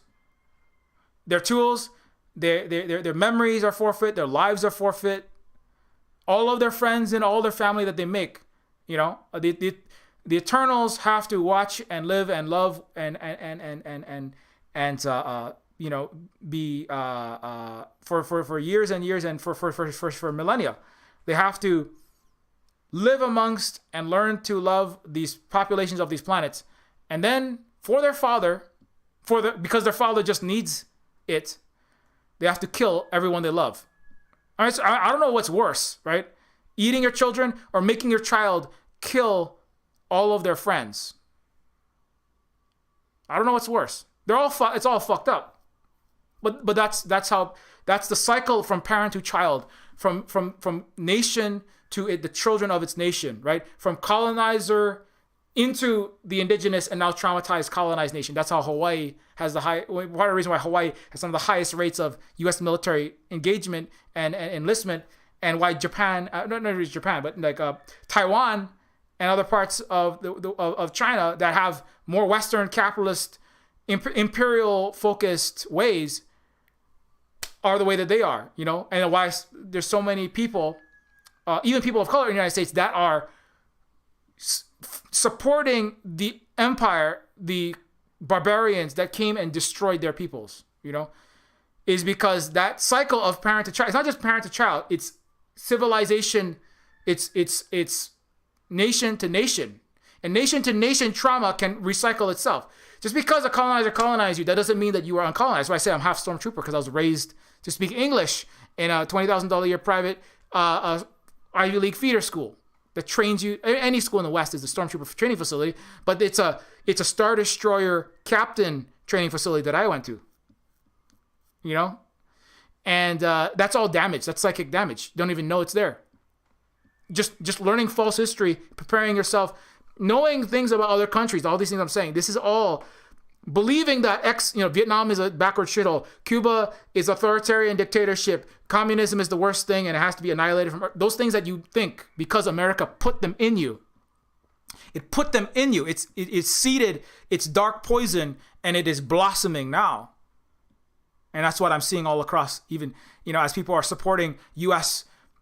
increasing war with Ukraine. That's a dark seed that you don't even know is there by speaking English at all, blossoming in your heart as it's set aflame by a picture of a video game of a valiant Ukrainian soldier with a LGBTQ plus flag slapped on the side of it, taking down 30 Russian planes, and they're trying to inflame the seeds of your stormtrooper heart to sign up, throw money into it, and support the United States military actions. I'm not saying that you stand for peace, of course, but people are like, oh, we should put troops in there. We should. What is the U.S. gonna do in there that it hasn't already done with everything I've just said? Nazi coup.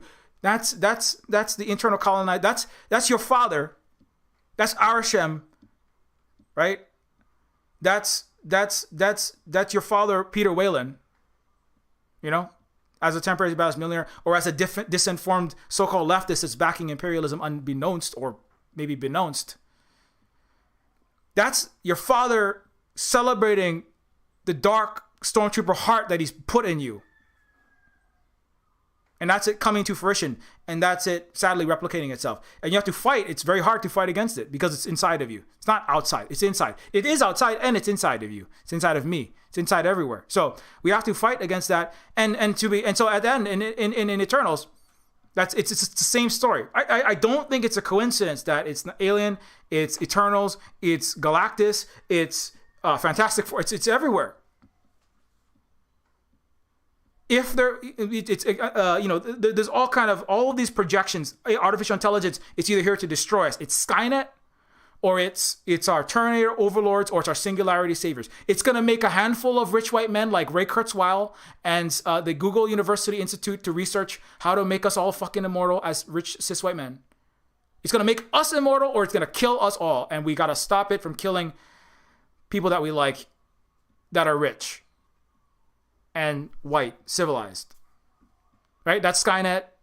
That's the AI overlords. That's a lot of iRobot. Oh no, what if our robots rise up? It's kind of like, what if our oppressed, racialized, capitalist, colonized people and women rise up? That's Westworld. Oh no, what if the robots rise up? What if the people that we have oppressed rise up? Well, they're going to do the exact same fucking thing to us. That's the left of the West.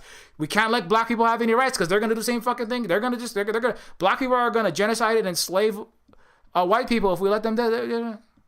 That's the Western left.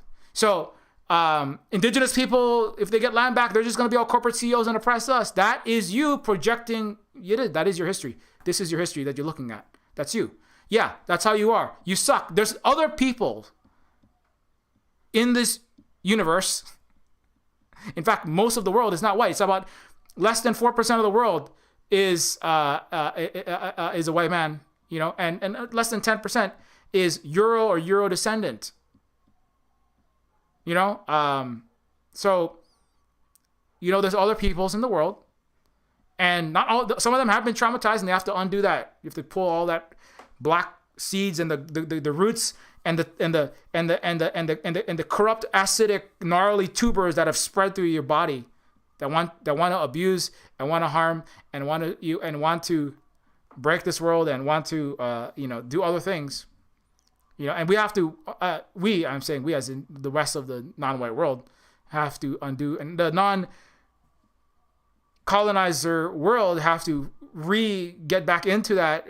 We have to recapture that, and we have to rebuild the lost ways of being and economic and concrete structures, and that's going to be hard. But anyways, I feel like I've said what I need to say about that. But that's Eternal. So Eternals is just a movie, and it has big giant people in it. That's the point of this entire stream. It's almost 2, so I should probably get off. But and so coming back to, so there is other mythology. So this is why it's important. Not only in the language, in the mythology of the cosmology of the world. For Hawaiians, again, the creator, the Papa and Wakea come together to produce life. They do not consume the life. They don't eat their own children. They don't slaughter their own children and let the masses go to asunder. Everyone is cared for. There's not the commoner and the ali'i. The word commoner is not really applicable. It's the maka'ainana. Do not mean commoner. They are the maka'ainana is in Hawaiian. It means it's many of the people are considered maka'ainana. Maka'ainana is the eyes and the face of the land. The land that is the most important, the man that is your mother, that is of great respect. The maka'ainana are of the land, and that so they are not, and because the land, the aina, that is your mother, is due respect, is not beneath you. It is not like the earth, right? To be subdued as we see fit, right? Like all of its living things, along with women and non-straight people and the land is not beneath the people, right? And so as the maka'ainana, as the people of the land, they are not beneath ali'i, right? Now the ali'i are in the position that they're in because they are capable, because they are the like similar to the Mandarin system, right? The ali'i have merit and they have shown to be very good at what they have done, and they are, as long as they continue to be very good and merited at defending and helping the people and providing and managing and coordinating for the people. Because you do need coordination, you do need that, and management, right? And resolving of conflicts and these kind of things. As long as the ali'i show that they continue to be good stewards, not kings, they can keep their position. But as the myth of the flying colors suggests, the ali'i do not simply the current managers, it's like the elective, it's like the director of a cooperative, right? Like Armando Dragon, if they don't uphold their end of the deal and they are neglecting their responsibilities, right? If you had an executive at Armando Dragon, as an example of a worker cooperative that is hoarding money, right? They actually are limited at 5.5 times the pay of the average of the lowest paid worker. That's the maximum differential, right? If they are hoarding money, if they are not managing if the cooperative is floundering because of their misleadership of the executive, they are and they can and they will be voted out by the masses of the workers that vote in and choose their managers and their executives, right? So similar for the Hawaii, if you have a mismanaging elite, there are means of democratic of recourse to make sure that elite either changes or they get a new elite in, right? So the elite has to change their ways. Not the elite does whatever they want and everybody just suffers. They have to change their ways, or there's another one comes in, and there's ways to do that. And so, anyways, so under that system, right, and under that way of being, the eternal entities, right, that replicate, that give birth to the people, and that continue to nourish and sustain the people, that is in tune with the land. It's also very important. The gods of Greece and Rome, these are these are outside of the world. They're up there, most of them, and they and of course the Christian God, especially after Rome, is up there, looking down and judging you, and is beyond you. Like the king is beyond you, the common filthy masses of this unwashed earth. You down there, and I don't care, and he doesn't have to care about you. If the earth is full of disease, suffering, plague, illness, environmental degradation, it doesn't matter. The king is not with you down there. It's not the way that the Hawaiians viewed this, right? The Li were there with the people, and they had responsibilities to the people, their responsibilities to the land. The Li could not just do whatever the Li wanted. If the Li disrespected the land, everyone would know that, and they'd be like, "Why are you allowing X overproduction or whatever?" There is it's actual system of checks and balances, which the Europeans actually stole from the Chinese, that concept, which the Hawaiians also descended from. And so my point is the system of not to say that there's no violence and no suffering, but the mythology reflects, like the language, the win-win, cooperative, peaceful, mutual respect from person to person, from nation to nation, from person to Aina, relationships that dominated and were the overarching ways of being of the Hawaiian people and other Pacific peoples and other Asian and Pacific peoples and indigenous peoples across the world, like in Turtle Island, right? That had very similar practices and very similar history, thousands of years like this, right? Without wars that killed if they had wars that were wiping out everyone and famine and disease, you wouldn't have had this success, and you wouldn't have it reflected in the mythology in the way that it is. Whereas you look at you look at the history, and you look at the mythology, and you look at the stories and the ways historically and at the present of certain peoples coming out of certain places, and you see a very different story. So that's kind of fine. Unlike Cronus, who eats his own children, there's nothing that doesn't, that's not a thing that we have. Unlike the ultimate celestial entities that are there to eat and consume everything, that has to be fought. Because you have to actually fight Galactus.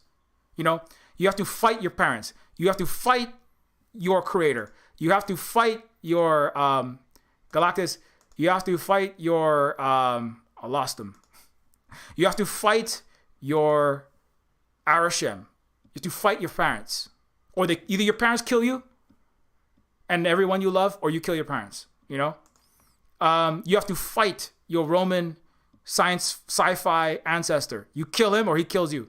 You have to fight your human executive ghoul. You have to fight your Peter Whalen. Either Whalen, your father Peter Whalen, kills you, android David, you the synthetic android creation of the human. Either you kill him or he kills you. That's the only way this is going to go, because you're both terrible.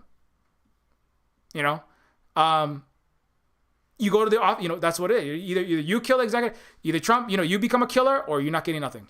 Koch brothers, you be a killer, or you're not getting nothing. When you go to Wall Street, when you go to DC, do you want a position with your father as a senator? Do you want to take over this empire? You're going to be a killer, because that's what you're going to do. You're going to go around the world, you're going to kill people. So you're going to kill everyone, or you're not going to get this position, or someone else will be a better killer than you. But that is not the way of a peace, actual indigenous, peaceful, cooperative people. Where why would we think about doing those things when we could simply coexist?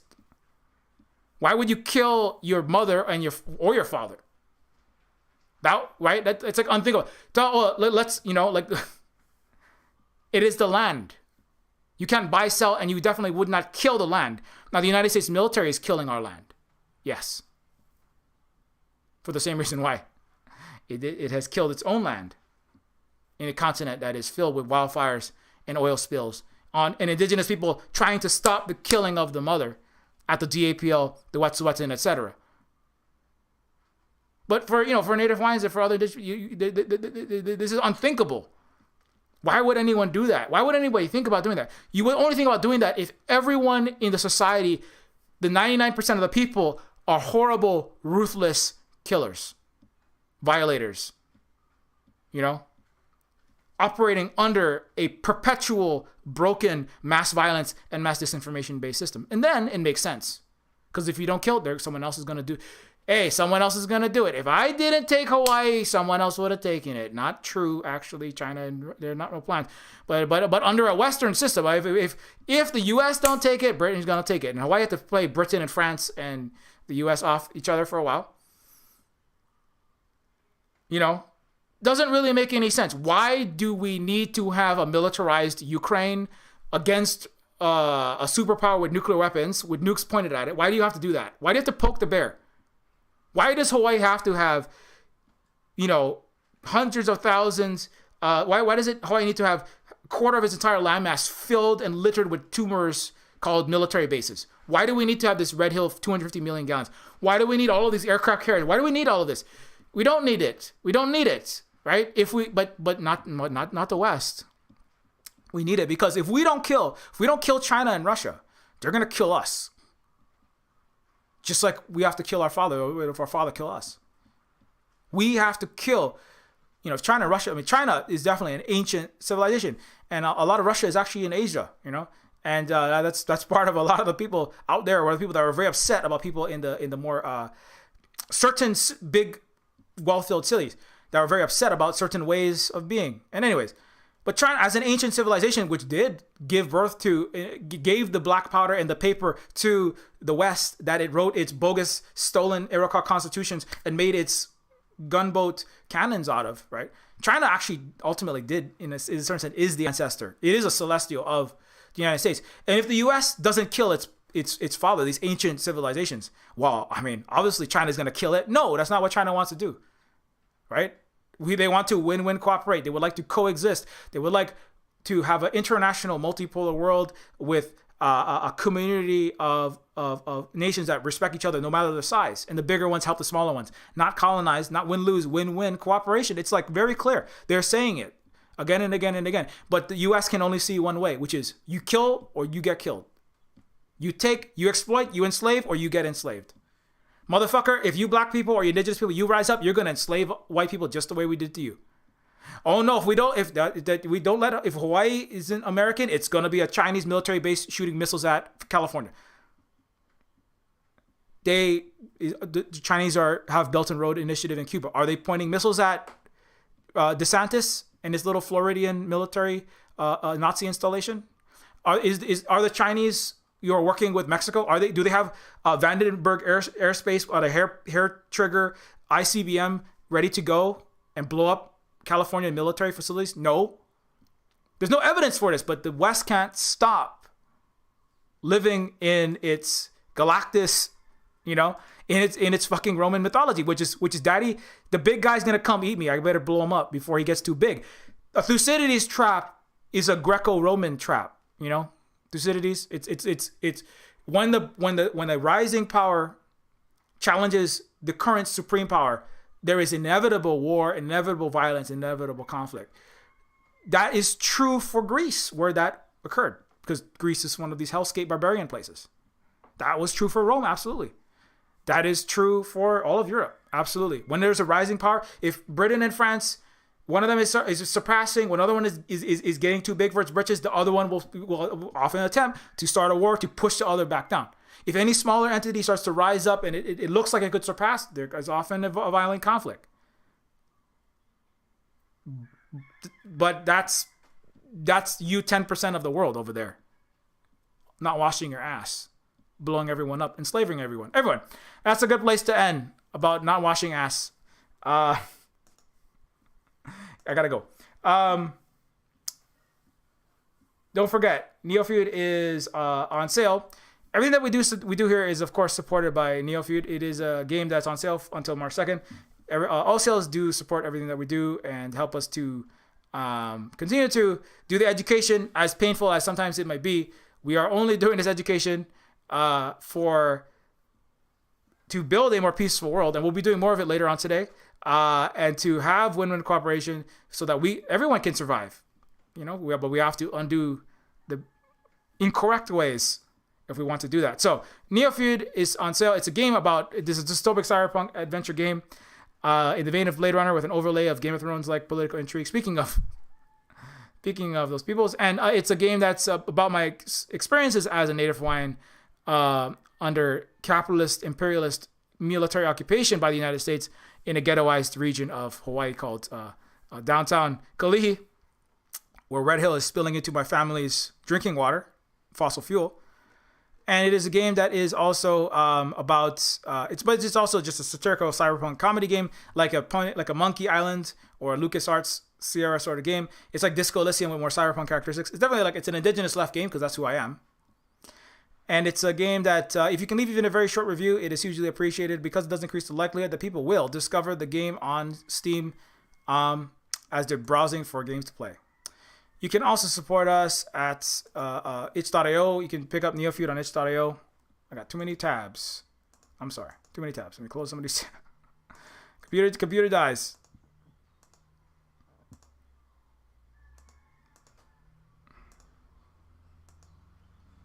Sorry, I gotta close some tabs. Oops. Okay. So Neofeud is also on itch.io for Windows, Mac, and Linux. It is on sale. Neofeud is also a game that you can get by you can get it with giving us the maximum revenue on itch.io, so consider doing that. You can also help us out by grabbing Decolonators. Decolonators is, of course, a game for Windows, Mac, Linux, and Android, and it's also a game about kicking capitalist colonizer butts out of Vietnam in retro arcade game glory. And it's made by myself and Luna Oi over about a month, so it's a very short game, but it's about talking about very important issues like why colonization sucks and people who actually fought against capitalism and telling the truth about imperialist wars. So that's what Decolonators is ultimately about. But it's also just a fun video game. So check that out. Also, you can pick up Woman. Woman is a book by Holly E. Argent Holly is a partner here at Silver Spoon Games and also is my partner in making and having of children. It is written by Holly, who was raised in evangelical Protestant Christianity, and it is an irreverent retelling of the life of Mary from a very irreverent angle. So if you have right-wing Christian North American trauma to examine, this is a book that definitely is kind of about looking at a lot of that kind of stuff. And this book is free, and you can also donate some amount to support us as well. You can also support us through Patreon. Again, consider how much. I do take many hours of my life to try to do this education for everybody that wants to have it. But if you find that that it's worth the streams or what I do on social media and the panels that we put together is worth $1 or $5 or whatever per month, consider supporting us through Patreon. It also supports the work on Neofeud 2, which is my prime directive. Well, that's a Star Trek, but it's my prime. My main thing I'm doing much of the day is trying to finish Neofeud 2. So support, the economic support does help us to maintain the lights, keep the lights on, keep the roof above our head, keep our transportation going, and the kids fed, and kids in their appropriate material conditions being met, etc. So consider supporting us through Patreon for all of this. Also, you can support us you can follow at Silverspoon Games. Sorry, this thing's going real slow. You can follow at Silverspoon Games at octodon.social, which is on Mastodon. Mastodon is a decentralized, non-capitalist controlled, federated, open source social media platform similar to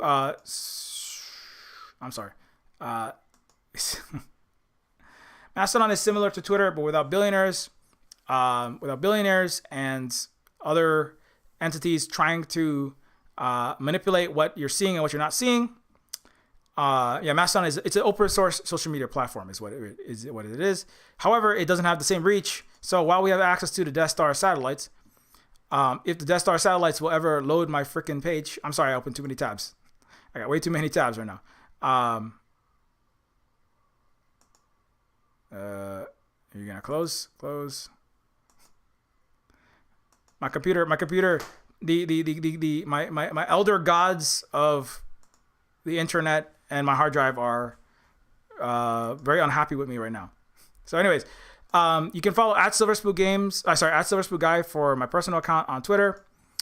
And you can also follow at Silverspoon Games for games related stuff. Minus the E in silver. Like when the Neofeud comes out. When Neofeud goes on sale. This is a screenshot from Neofeud 2. And you can also follow, what else do we have? Terminus C. Terminus C is Terminus Cyberstar. What?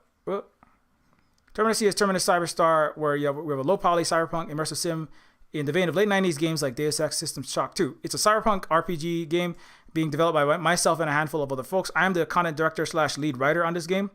It is coming out sometime in the near future. I cannot guarantee when, but you can follow this game and you can learn more about it and see when it's going to come out.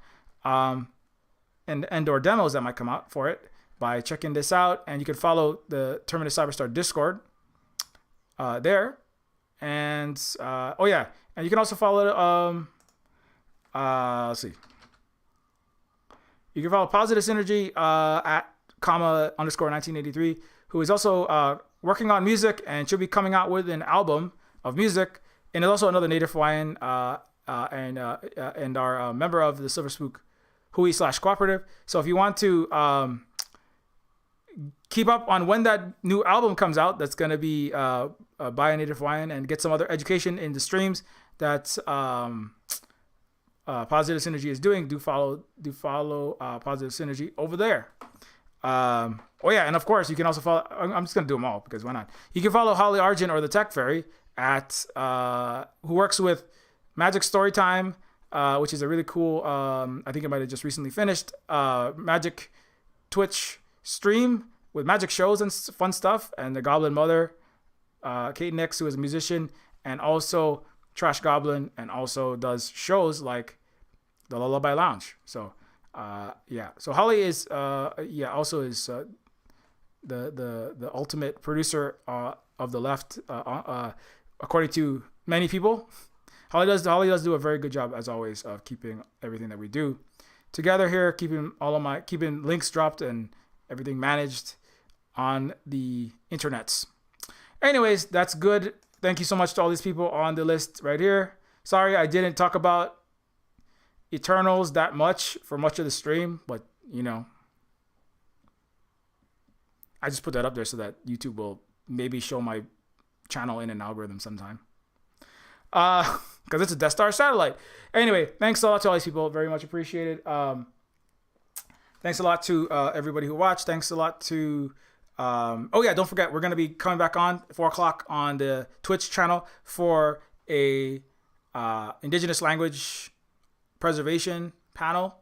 So that's going to come back. It's a little... it's at 6 Pacific time. So it's a little earlier than usual. It's like 6 Pacific time on the Twitch channel. So look out for that thing. And that should be a lot of fun. Until next time, keep your shades polished. Be excellent to each other. Don't eat your children. That's gross, man. Very low in calcium, probably. I don't think the bones are that developed. Anyways, don't eat your children. They're androids. Oh, what's the point of that? I mean, it's like eating metal. You're probably gonna get you probably get tetanus eating your android children. You get like a fucking metal femur through your roof of your mouth. It's over, man. You got lockjaw. You know what I'm saying? And then how are you going to eat any more children after that? Anyways, I'm just kidding. Don't be Cronus and feel free to watch Eternals though. But our ship is really gross. How do I stop the stream? I forgot.